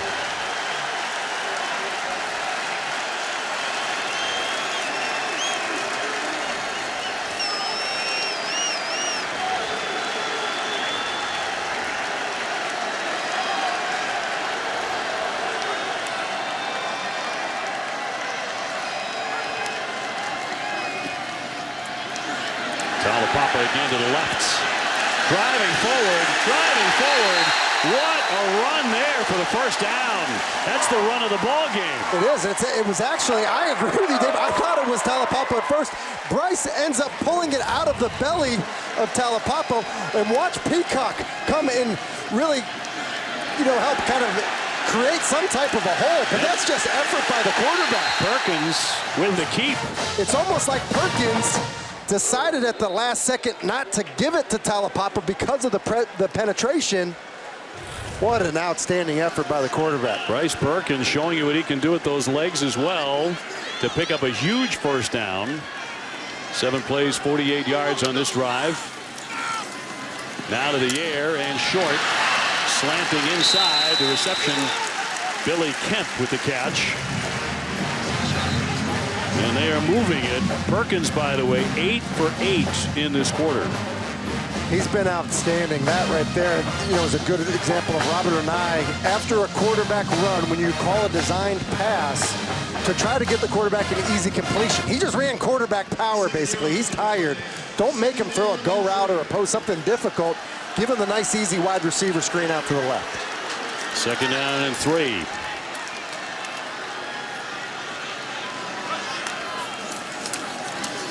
Throwing short again. They're staying that way and complete to Jana. Right over the middle as they pick up another first down. It's that same little, design that they had earlier, on 3rd and short. Basically, Jana just hooking up at about 3 yards, finding that soft spot in the zone. He obviously has a good feel for it, and Bryce finding it. Jana key on this drive, 4 receptions, 36 yards, averaging 9 yards per catch. And that's the end of the quarter.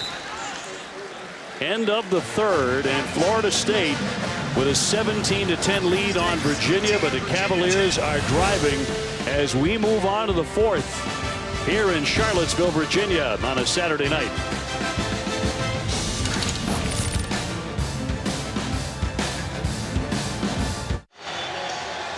Well, the Hill is absolutely packed tonight for Virginia and Florida State. Over 58,000 on hand here in Charlottesville. Look at the ball control now for Virginia.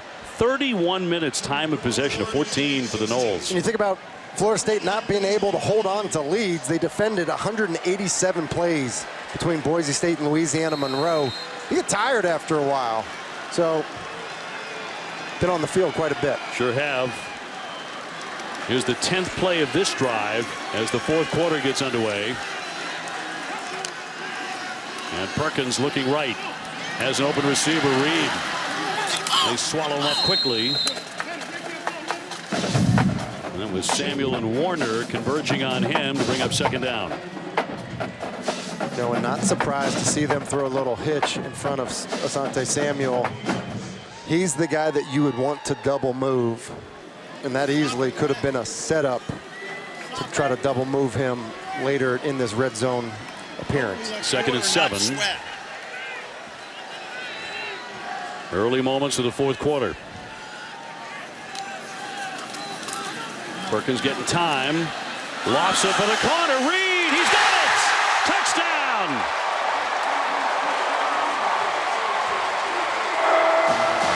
The Cavaliers strike to pull within 1.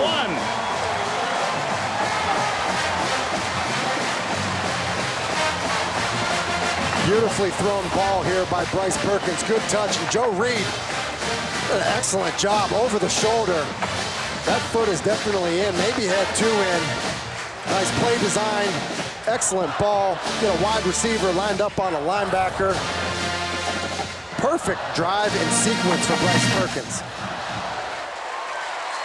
And Virginia has tied it at 17.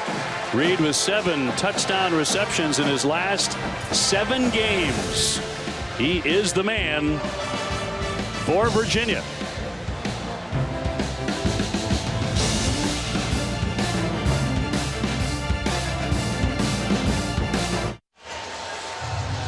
Early seconds of the 4th quarter at Virginia. This one all tied up.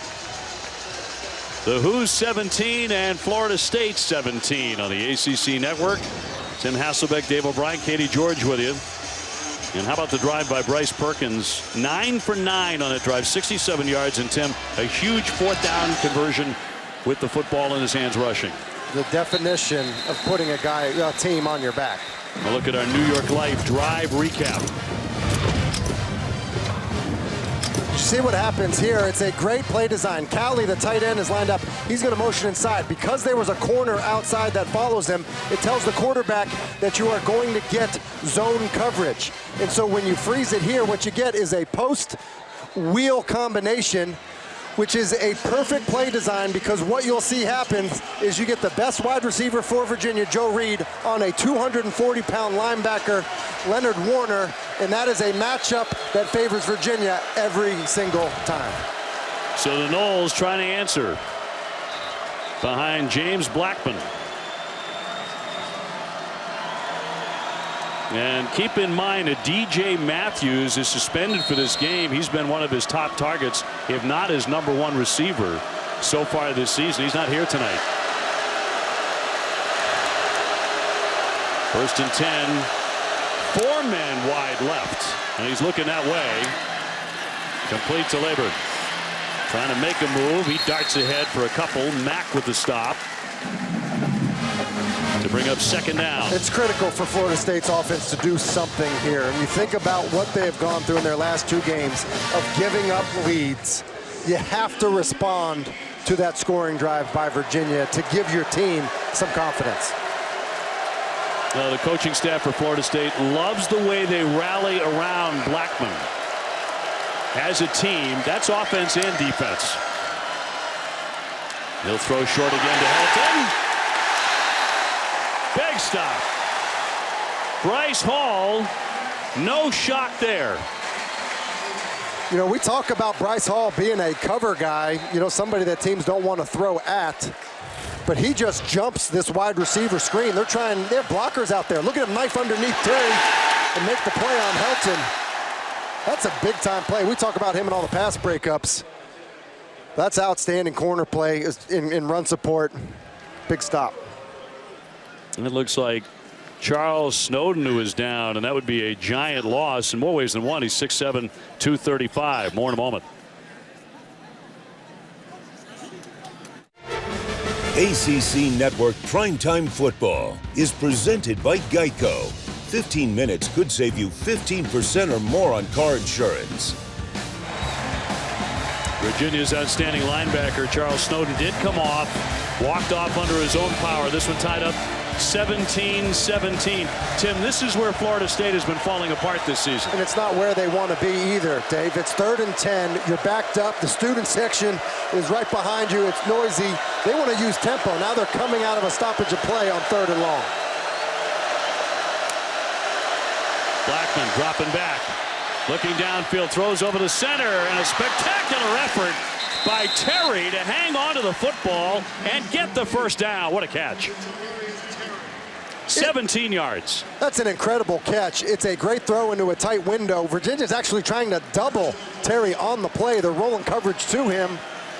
And great courage going over the middle of the field. McKinney right down the middle. He is loose, still on his feet. A giant gain for the Seminoles. And they're not buckling here. Here they come. Snyder finally with a tackle. They pick up 30. And that's what makes this offense go. That tempo make you make a mistake defensively, which is what happened and why McKinney is uncovered. Moving quickly again. Akers right through the center.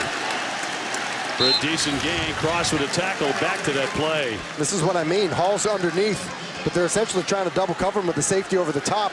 Mack can't get there in time. An outstanding throw. And then you just have a bust. You have 2 running for 1. Akers got hit pretty good by Snyder. And Terry, just great speed. Can be a frightening receiver. Scary Terry, they call him. Big career catches at 74 against Boston College, 78 against Northern Illinois. He can go deep. Akers again off lefts. Trying to use him here with 12 minutes to go in the 4th and a tie game. And look at Kendall Briles saying, I want you to go, go, go. Said, we want to play faster than we have. I mean, it's like he got him the play, you know, a long time ago. He's like, hey, hurry up. Helton, he's free, and he is into the end zone. Touchdown, Florida State. That was impressive. And the Seminoles have taken the lead 23-17. Started off by the amazing play on 3rd and 10 by Terry over the middle, and then the tempo just got the best of Virginia, and Helton's able to sneak inside off of the play action fake.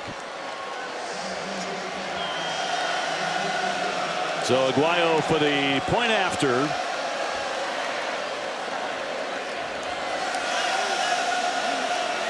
To make it 24-17 and put the pressure on the Cavaliers in a big way, as he will drill it. 24-17 Seminoles. The Seminoles said they needed a spark. Well, it came in the form of their quarterback on 3rd down, and then a great job of Helton working the inside, finding his way into the end zone.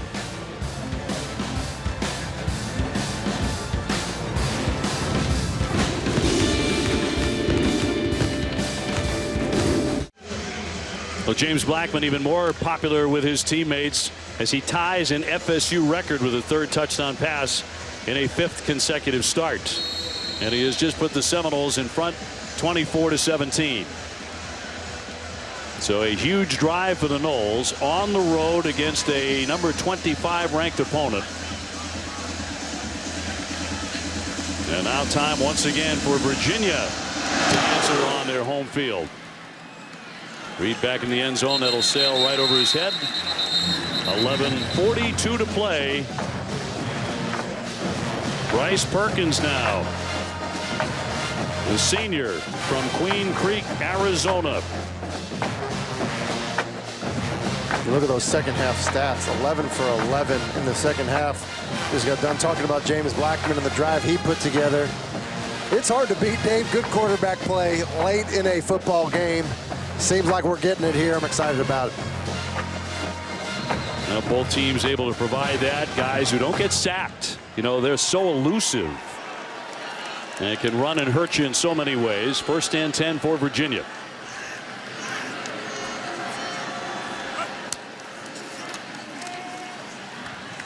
That'll be caught by Jana, who's a big man in their last drive. Wrapped up by Warner for the stop. To bring up 2nd down and 1. So Talapapa in at running back.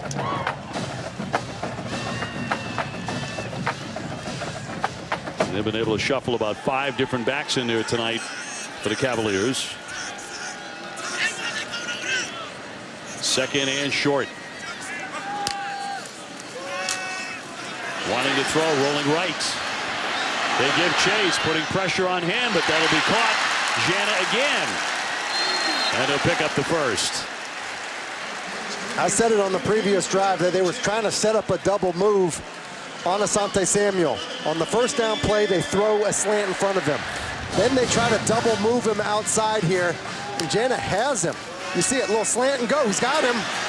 But Bryce Perkins is forced, he's got a little bit of pressure. He's forced outside the pocket. They eventually get it to him. There's a chance for that to be a really big play, if not for the pressure on the quarterback by Florida State. Picked up 12 yards. And the snap once again. Perkins will have to move. Heading for that sideline. He'll step out. Around the 50. Warner giving chase. And a gain of 3 yards on that play.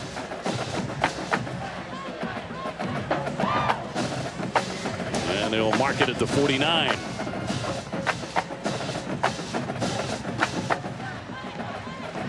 So under 10 minutes to go. Florida State ahead 24-17.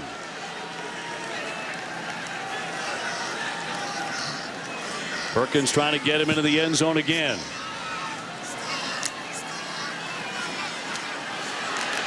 Pressure on him, and he fires incomplete. Intended for Joe Reed. And a flag. Flag came in late. Now let's see what this is all about. 9:39 remaining in the 4th quarter.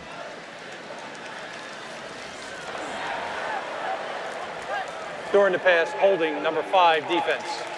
10-yard penalty, automatic 1st down. Oh, automatic 1st down. That's on Dontavius Jackson. Florida State brought a pressure, which put Jackson, kind of in space on Joe Reed, and he's trying to run with him. He just grabs him. Just trust it, because I actually don't even think Bryce Perkins was throwing it to Joe Reed. I think he was going for Jesus Dubois. Yep. So Jackson just kind of panicked because of the pressure. And hopping Matt over there. Taulapapa in at the back. Look at the penalties. 1st and 10. To the middle again and complete. That's Dubois. Good hands. 7-yard gain. Taylor with the tackle. Robert and I talking about this wide receiver group. He basically said, look, we don't have a star. The strength of our wide receivers is the group. It's the unit of them. And you think about what's happened tonight. It's been Jana. It's been Dubois. It's been Joe Reed. Just working little zones, finding spots, to get open. And Perkins then doing a nice job of finding them. And nothing real deep yet. At least not yet. But you're right. They can go 7, 8, 9 deep at wide receiver. 2nd and 3. He'll throw again to the sideline. And complete to Dubois. Actually Chapman, or did he drop it?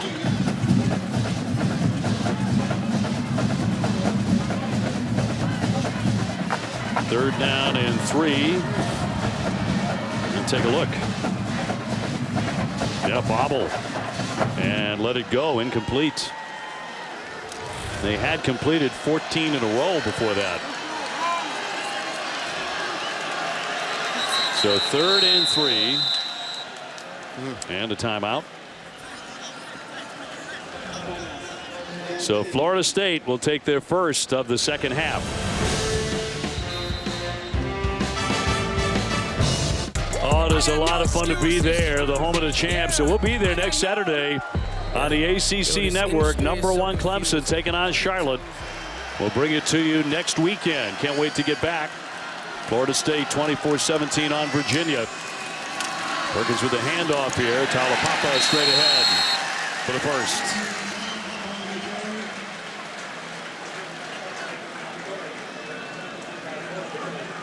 So Virginia to move the sticks.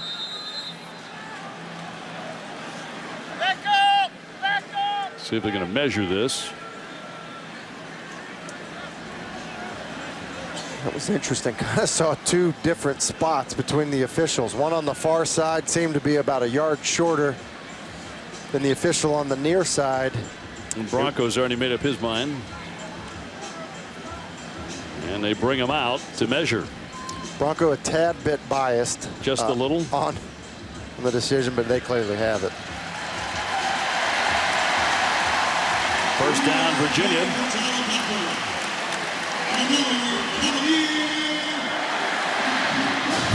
With 8:37 to go, this drive so far 6 plays, 44 yards. They are way ahead on time of possession tonight. Let's go, Virginia! And yet trailing 24-17. Let's go, UVA! Come on, Virginia! Let's go! Come on, Hoos! And now they're going to check the spot again. They're going to review that to make sure. And it seemed like Willie Taggart, got the officials' attention. You see the line to gain there. Taulipapa's going down. He does kind of slide a little bit forward after he hits the ground. You see when he is first down. He kind of lunges here. Nothing's on the ground. Looks like his left elbow is the first thing that hits. That's right. Heck of an effort by Taulapapa.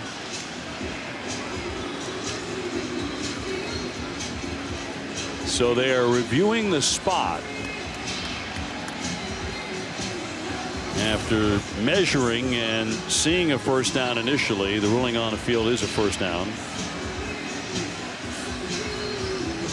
Even if they don't overturn this, think about the break that this is for Florida State. They've been on the field a lot. This is a gas group and a group that has been tired in other games. After further review, the ruling on the field stance is called first down. But essentially a chance to catch your breath, regroup as a defensive unit.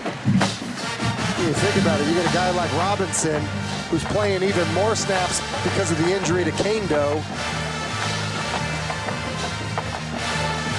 Joshua Kando injured earlier tonight, the 6'7", 260-pound junior at the right defensive end. So it is a first down, 1st and 10. And Virginia continues the drive. Behind Bryce Perkins.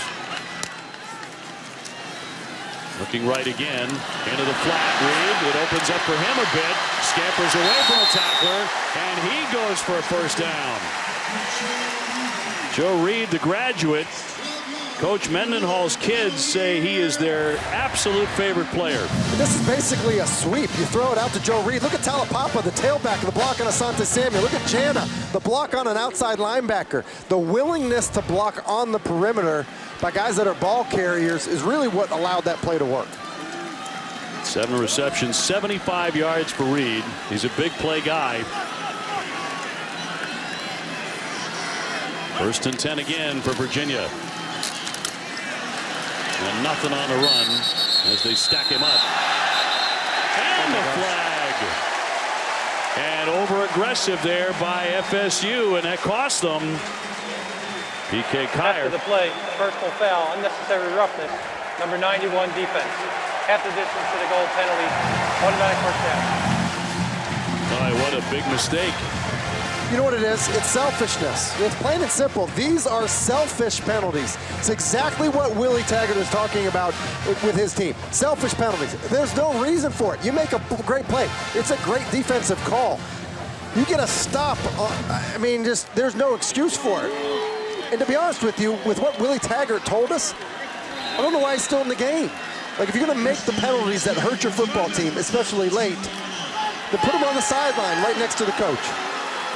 That's Robert Cooper.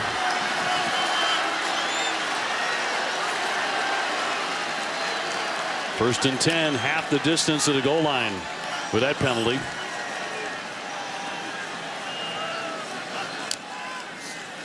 Perkins dumps it off. It's Reed again. Trying to cut back inside. Got down close. There's another flag on the play. And that's going to be a face mask. Personal foul, face mask defense, number 23.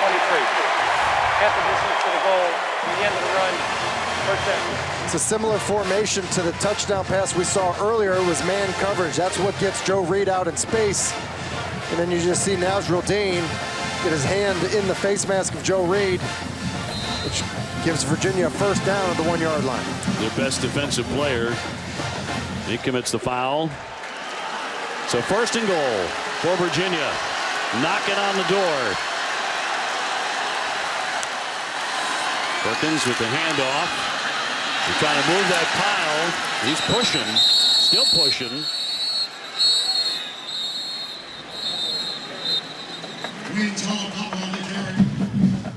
Talapapa on the carry. Take a look from the side. They're trying to run behind Peacock 27. Talapapa gets stood up by Robinson, but look at Perkins.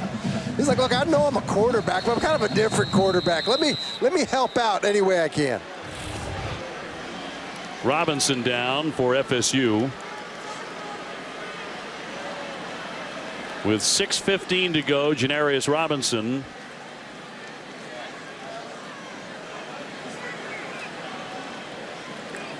I mentioned it earlier on Robinson. With the injury to Kando, he's playing more, and he's doing a good job, but he looks tired. Looks like they're dealing with cramping here. They're giving him the water. They're stretching his calf. Yep, a very warm night here in Charlottesville. You know, of course, there has been that question targeting FSU about conditioning and dehydration. That's been an open question. There's been talked about, a lot of questions in that regard so far this season. And Dave, I mean, you and I are hot. We're hot up here. I get it. It's warm, but it's early in the season. You're Florida State. You practice in the heat, and we saw a lot of guys cramping, you know, in the earlier games. And you could have said, hey, listen, it was hot against Boise State, but you know, on a night like tonight, where you know it feels like we're probably below 90, it's just surprising to see when you're not seeing as much from Virginia. Cavaliers again 2nd and goal.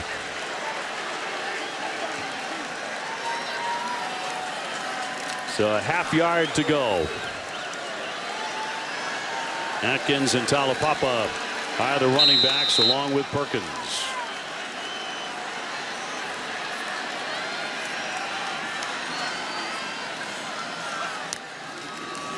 Talapapa again trying to center, and he is in for a touchdown.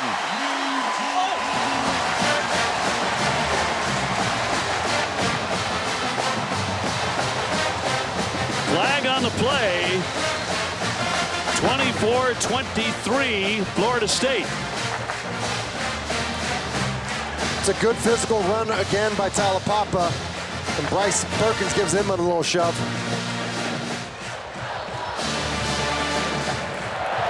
After the score, dead ball, personal foul, unnecessary roughness, number 21 defense. That 15-yard penalty will be enforced on the kickoff. Here's Wilson. I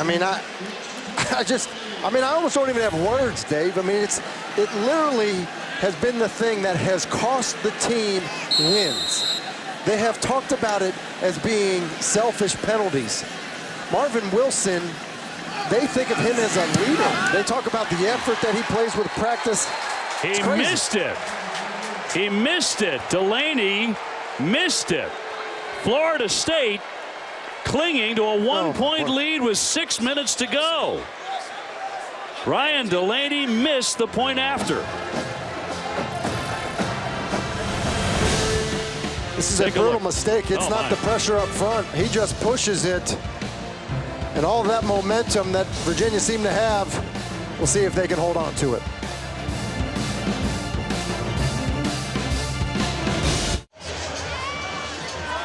Junior Brian Delaney had never missed an extra point in his career. He was 37 for 37 before he shanked that one. And isn't that amazing? If Florida State hangs on to win the game, that'll make the last 2 victories courtesy of a missed PAT. Incredible. And a short kick. Gavin will haul that in. Let's get down to Katie. Guys, Florida State has been playing fast all night, but expect them to play even faster. Offensive coordinator Kendall Briles talked with the offensive line, but especially center Bavion Johnson. He said, you need to be snapping the ball quicker. If I can see Virginia's DBs communicating in between snaps, we're not going fast enough. I don't want to see any communication between Virginia's defense in this next drive. All right, Katie, thank you very much. Well, so far, they've been able to survive some of these, what would be devastating penalties. There were 3 personal fouls on that drive alone. And they give up the touchdown. It's just a missed extra point that really allows them to survive it. But if you're Willie Taggart, you're thankful that that happened. But you need to be talking to your defense, saying, listen, we get back out there in that situation, we need to have a little more poise. 6 minutes to go. Blackman looking for a receiver here. They'll get it to Wilson. And he pays the price there. Nick Grant came up to say hello. You would think these last 6 minutes are tailor-made for Cam Akers.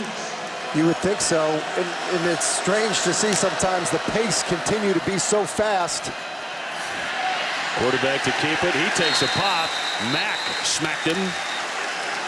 I mean, listen, we're not yet in 4-minute offense territory, but the reality is this: you're holding on to a 1-point lead. I get it that your identity is going fast, but the clock running is your friend. Sure. Speeding up and giving Virginia, who doesn't move fast, 5 minutes with the football is I don't know whether that's what you want to do. 3rd and 6, Harrison in motion. To the center again, and incomplete. He tried to get it to McKinney, but underthrown. 5 minutes to go. That's exactly what I'm saying. There's 5 minutes. You know, James Blackman doesn't like it to his left. He comes off of it. He's trying to hit McKinney. He just doesn't set his feet. Doesn't give him a good football. He has him wide open for the first down. But now, because of their tempo, there's 5 minutes. Yeah. You know, if Virginia has the ball, I mean, he kind of takes the pressure out of it rather than giving them the football back inside 2 minutes or forcing them to take some of their time out. Also stops the clock. That's the problem with these tempo offenses. I mean, just plain and simple, that is the problem with it. Kemp back at the 30. And a knuckler. Fair catch. He'll catch this one cleanly. He's had a little trouble with that tonight. But Virginia, 1st and 10. Perkins back to work. No, we got a dandy of a finish shaping up here in Charlottesville. Yeah, and he's back to work. And you look at their last 2 drives that resulted in touchdown, both 11-play drives. That's why I think the clock is such a big deal. They've dominated time of possession. We've seen a Florida State defense get tired before. And so now they're sustaining these long drives. And if that's the case, then having obviously more time on the clock is a major advantage for how this Virginia offense wants to operate.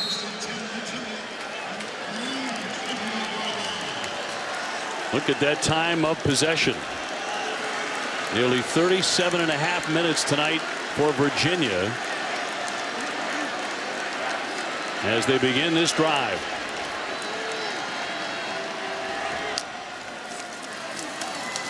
Handoff for Reed. He goes right. He finds a hole. Still up.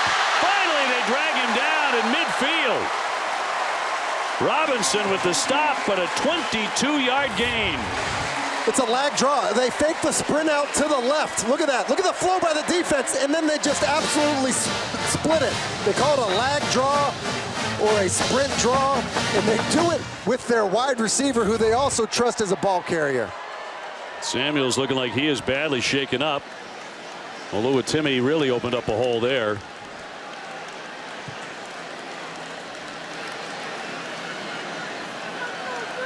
On a big gain for the Cavaliers.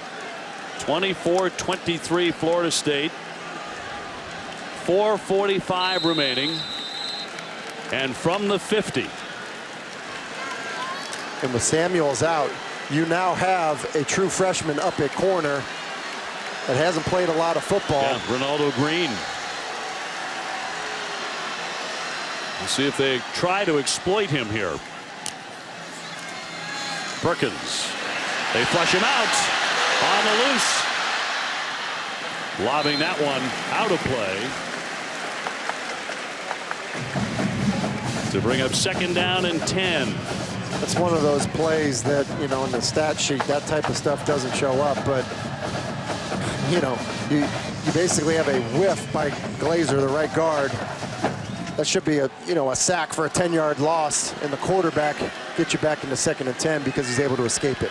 Not many sacks tonight.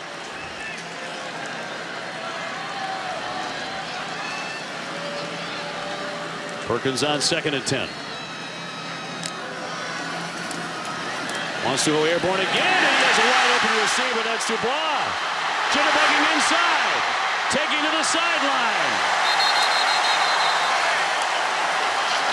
25 yards for Dubois. That's exactly what I'm talking about. There's Green, the true freshman corner on Dubois.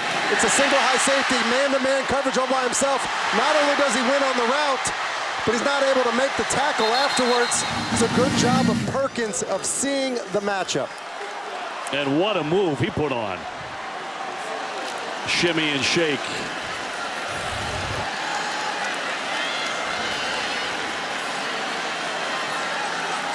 His 7th reception tonight. Perkins has so many big targets at wideout. They've got the crowd alive here in Charlottesville. Incomplete, and the flag as well. The flags keep coming. Almost exclusively to penalize Florida State tonight. Personal foul, targeting, number 36 defense. After this for the goal penalty, automatic first down. Play is under further review. That was on Ronaldo Green.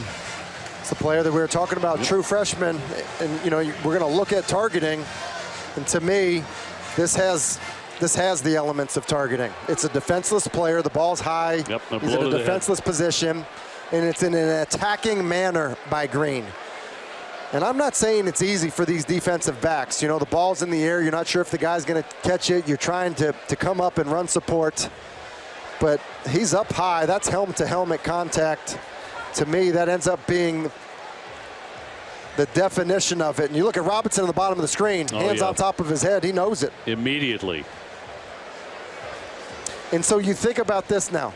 Stanford Samuels leaves the game. You're playing true freshman Renardo Green. From what I have just seen, we would expect this targeting to be upheld. And that means a player ejected. After further review, the ruling on the field is confirmed. Targeting. Number 36 is disqualified.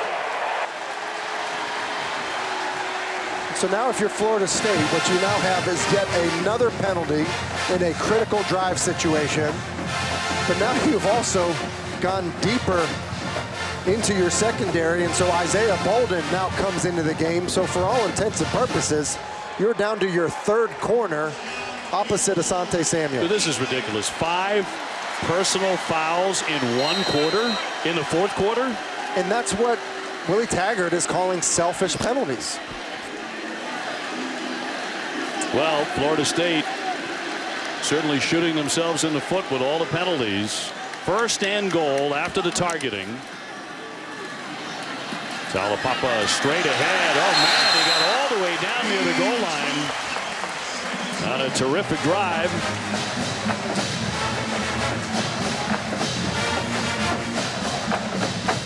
And you know, you get into this situation, if you're Virginia, you almost don't want to score here. You want to take your time getting into the end zone.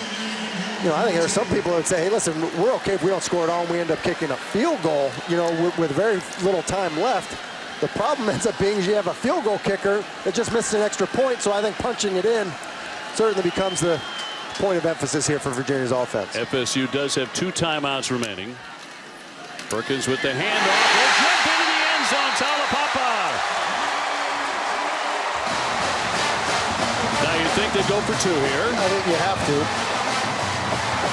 29-24. 3 touchdowns for Talapapa. 2:34 to play. You see how deflating it is to have these penalties. I mean, look at Virginia just get this push on that Florida State defensive line that really had been doing a nice job competing all throughout the night.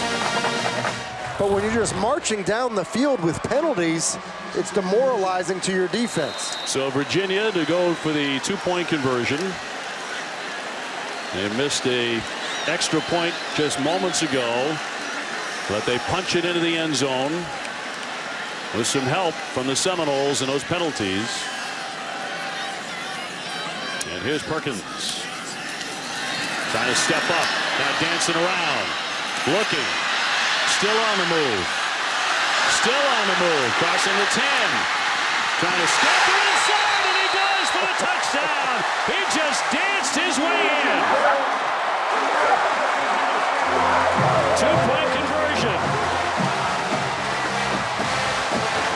31-24. What an amazing play by Bryce Perkins.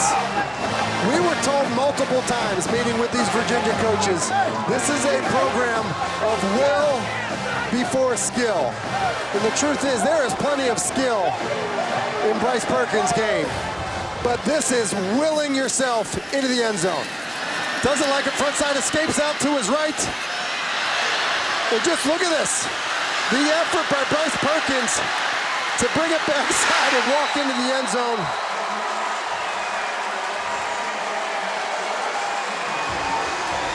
Well, that's about the prettiest 2-point conversion you're going to see.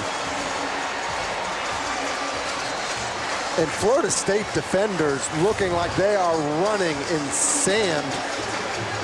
Now look at that bench. In the excitement in this building, on that bench, Bronco Mendenhall kind of talked about you could almost feel it, but we have to earn it against a quality opponent like Florida State. Otherwise, it won't continue to build. They certainly have a shot at it now. Well, Virginia, their last 3 drives, 75 yards a touchdown, 74 yards touchdown, 72 yards and a touchdown. They've been impressive. But let's also not forget that James Blackman last time out, he was impressive as well. Well, 2.5 minutes to go. Here, all 3 touchdowns in the 4th. Great play design, finds Joe Reed on the wheel route mismatch against the linebacker. Punch it in with Talapapa. And then it's just big boy football again. Let it right at you. Talapapa again. You just look at these drives. I mean, it's demoralizing. 11 plays, 6 plays. All 3 of them over 70 yards. Capped off by touchdowns. That's how you respond. Well, now it's the Seminoles' turn to respond. And they have time to do it. 1st and 10. On to keep here, Blackman. Ahead to the 25. Stopped by Zandier.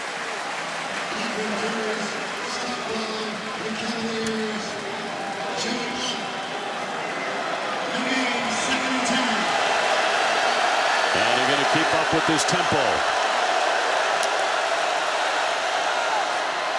On the throw, it's tipped, and it goes incomplete. Pass interrupted. 2:08 to go. That's the 6'7" Snowden getting his arms up. Gets the ball batted in the air. And that's why when you see at the end of the play, look at that. Every bit of 6'7", and that's why Hall's making contact with Terry, but it's not pass interference because the ball is tipped, which allows the offender to make contact with the receiver. The fake, and they swallow him up. He's not going anywhere. Noah Taylor on the attack.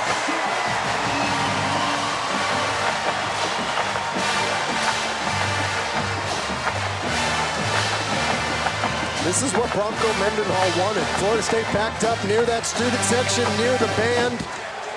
Left tackle having a hard time getting off on the snap. Noah Taylor taking advantage of it. And Virginia with their 2nd sack. 4th and 15. Got to get a man off the field on the Virginia side. They barely did. Blackman. Stepping up in the pocket. Rifles it. Broken up. Flag down.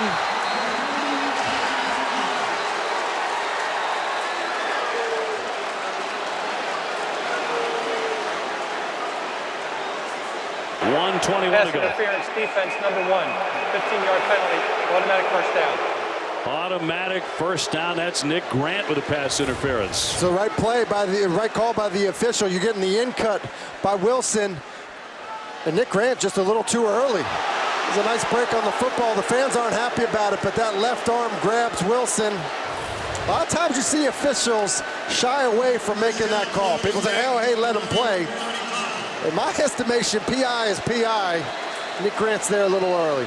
Bronco Mendenhall heated, but it keeps Florida State alive with the automatic 1st down. 1:21 to play.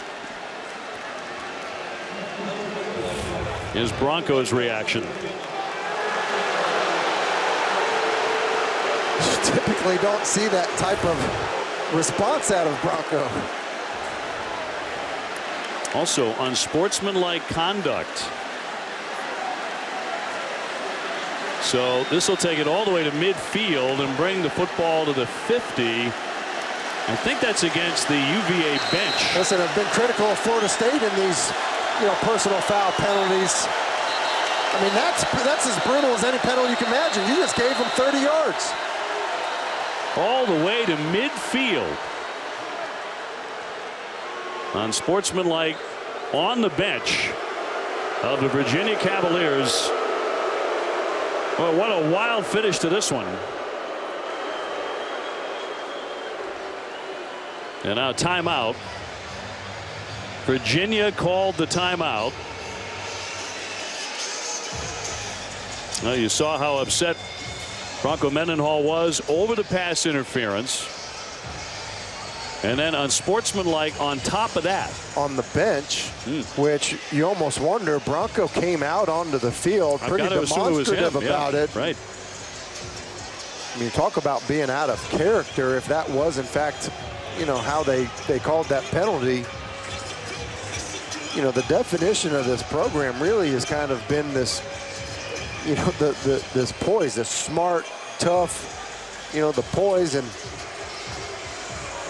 you know, the pass interference penalty, whether you agree with it or not, I happen to think it was the right call. Play is under review.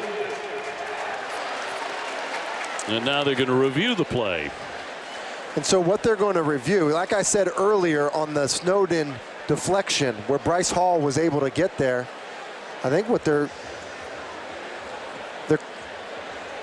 questioning to see if the ball is tipped at the line of scrimmage, which would have allowed Nick Grant to arrive early at the wide receiver. Just very similar to the play that we had earlier in the drive. To me, you know, James Blackman is throwing a 20-yard in-cut, you know, on 4th and forever. Did it get tipped? I didn't see one there. Noah Did you? Taylor doesn't get it there. After review, the ruling on the field is confirmed. The ball was not tipped at the line of scrimmage. Virginia is charged his second time out of the half and has lost his challenge for the remainder of the game. That was an interesting sequence because it didn't look like it was close to being tipped. It didn't, and you almost wonder if the player comes over and said, hey, I got a piece of it. You trust the player. That's one thing coaches need to know, is never trust the player on the review. It's got to come from upstairs with somebody that had a better angle on it. So Virginia's down to one final timeout. They lost their challenge. 1:21 to go. Virginia leading 31-24. Quite a finish here tonight in Charlottesville.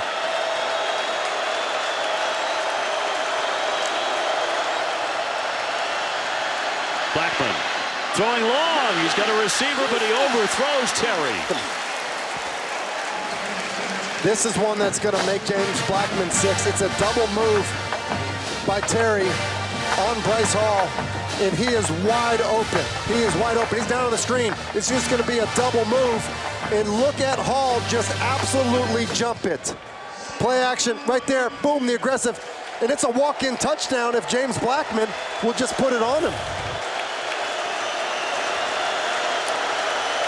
1:15 to go.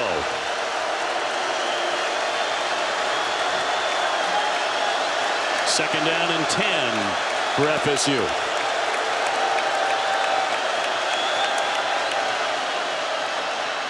Akers has it, some room to run, and then he gets swallowed up. Stopped by Noah Taylor.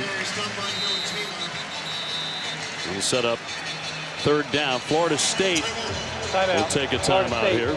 Their second charge timeout of the half. 30-second timeout. Oh, what a way to wrap this one up tonight, and not quite over yet, but I'll tell you what, penalties have played a very active role in it, Tim. A huge role in the game, and it's really, you know, it's really hurt Florida State. At the same time, Virginia has made similar mistakes, which has allowed Florida State to be back in this thing. And you look at it there, you know, coming off of a situation where you have a touchdown. James Blackman just missed Terry for a touchdown. You call a timeout after a run play, you settle the quarterback down, and you assess the situation with him. So that's what Kendall Briles is doing right now, explaining the timeout situation, explaining what the plan is, but basically you have 1 minute, 9 seconds left to try to get into the end zone. Bryce Perkins on the other side, hoping to be celebrating after 1 minute 9 finally runs off that clock.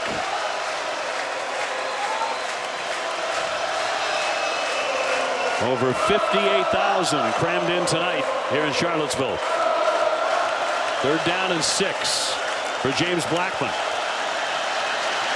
Throwing and complete. That one caught by the tight end McKitty, but eventually stopped by Snowden, who has been everywhere tonight once again. What do you think? Did they use the timeout here? Looks like they're comfortable to stay out there. They probably talked about having 2 plays if they didn't get it on third down. 4th and 5.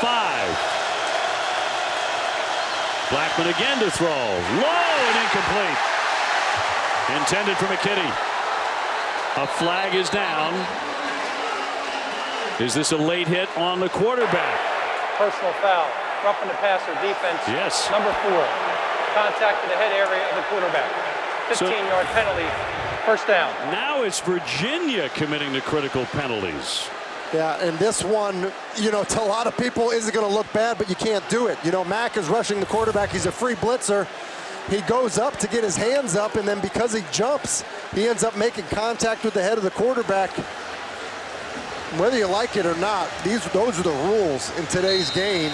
It's the right call by the official, and it extends this drive. At the 30, automatic first down, 1st and 10. Blackman looking left. Caught by Wilson. He's still up, still trying to churn before he's finally taken down.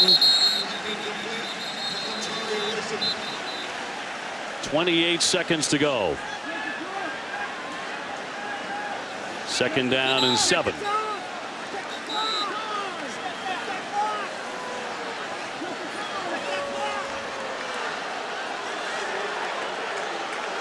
They must be saying that the runner was out of bounds because there was not a timeout taken. It was not a timeout. Ruling on the field, the runner went out of bounds.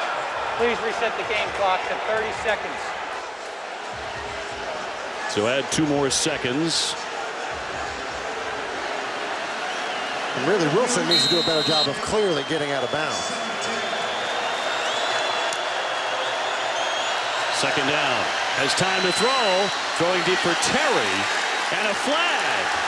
Another flag. One after another here in the 4th quarter. And Bryce Hall doesn't need to do this. Terry is trying to run a go route. And Bryce Hall does a good job with the initial jam. Pass interference defense, number 34. Automatic first down. It's starting to look like the Florida-Miami game. It is, but you see what happens there. Bryce Hall does a great job with the initial jam. He stabs him. And Terry, who wanted to take an outside release, ends up trying to slip it back inside. Because of that angle, it was going to be a hard throw for James Blackman, but Hall just panicked and grabbed Terry. Look at that. Every penalty Virginia has committed in this quarter has resulted in a first down on this drive.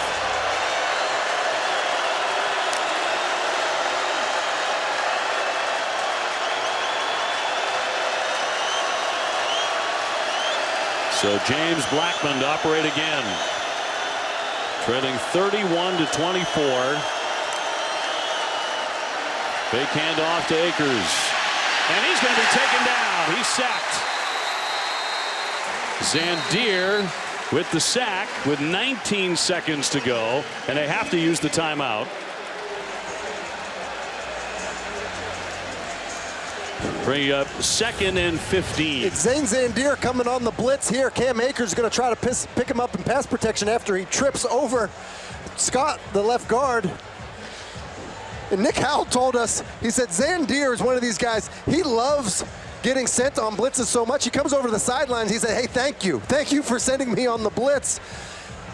And if you're going to play with that type of effort where you trip, you get up, and you make the tackle, I think the coach is going to continue to send you on pressures. Zandier, who grew up in Pittsburgh, he actually starred at, get this, Thomas Jefferson High School in Pittsburgh. And winds up in the land of Jefferson playing for Virginia. They want to celebrate here tonight against Florida State, but the Seminoles still have life with 19 seconds to play. 2nd and 15 for James Blackman.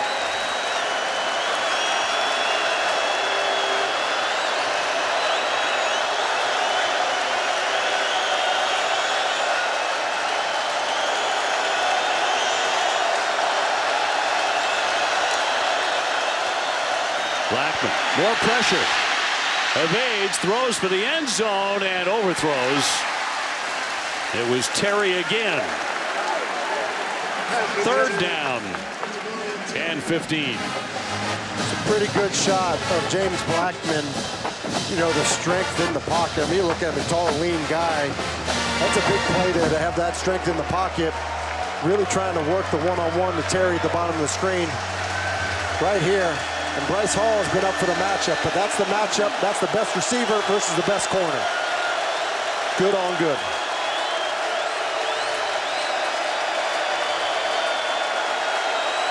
"13 seconds to go. He'll throw again under pressure, and it's caught. caught by Helton, dragged down. Time down to 4 seconds. Got to spike it here. You got to get set. Well, let's see. 1 second. Got it off. Akers denied. Virginia rushing the field. Virginia has won it 31-24.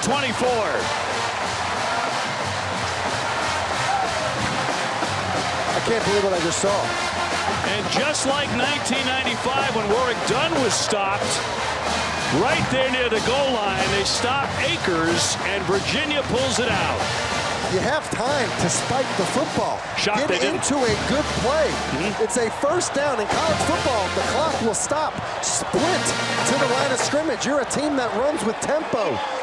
Get into a good play. Instead, it's a direct snap to your running back, and you don't even have it blocked right. In fact, you have a tackle running onto, getting into position. He's very close to staying on those feet. And there he goes down with that knee and the elbow. Yep. And that was it. Let's get down to Katie with Bronco. Thanks, Dave. Bronco, congratulations. What were you thinking on that last drive, watching your defense? I'm so proud of my team and my coaches, and I didn't set a very good example in terms of not maintaining my composure, and I was just so hopeful that wouldn't end up being the difference. Our team deserved to win, and my coaches deserved to win, and I'm so happy for them. Before this game, you acknowledged that FSU has better athletes on its roster, but you were confident in your culture and your discipline. Why was culture able to win out tonight? Our culture is will before skill, and we just try harder, longer is what we work on, and today that made the difference with enough execution. Last week, you said if the crowd is loud enough, you notice. Was 60,000 fans loud enough for you tonight? I'm so thankful that the community, the state, our students came out to support us, and they made a tremendous difference, and I'm so thankful to them.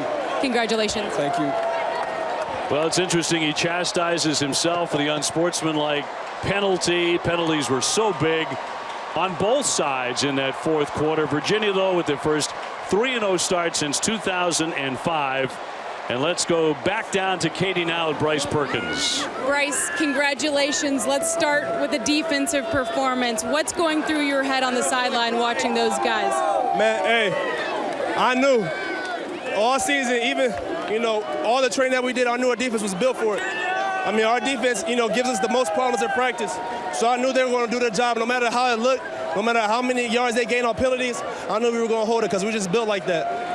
For you personally, what shifted from the first half to the second half? You go 11 for 11, 9 for 9 in that third quarter. You were on fire. What shifted in your mind? Just getting back to the basics and just try to, erase the mistakes I had early on and just forget about it and get back to, what we do and what our offense does best, and just, making, consistent plays and just consistently march down the field. I told the guys that, whether it's a big play or whether it's one of the long drives, we're going to score no matter what. So that's what we did. The line did an incredible job. Receivers made plays, and we were just hitting all cylinders. What's this feel like celebrating with 60,000 fans? I mean, it's great. I mean, hey, it's great. It's great. No, I mean, the atmosphere was crazy. The fans came out and surely showed out. The fans came out and showed out. We came out and showed out. And, and college football is all about this. We live for these moments like this. Congratulations on your 3-0 start. Thank you. Thank you for your service. Well, one of the enduring shocks in this one was that Florida State did not spike the football in those final couple of seconds. That was a shock. It was also shocking to see the penalties late by Virginia. But Bryce Perkins said it, this is what college football is all about, in the energy and the excitement, quite honestly, the effort from both teams. What a game. Yeah. What a response by Virginia. Incredible. What a start for the Cavaliers as well. Now perfect 3-0 as they defeat FSU 31-24. That is the final score. For Tim Hasselbeck and Katie George, I'm Dave O'Brien. Thanks for being with us. Next, it's all ACC. So long from Charlottesville.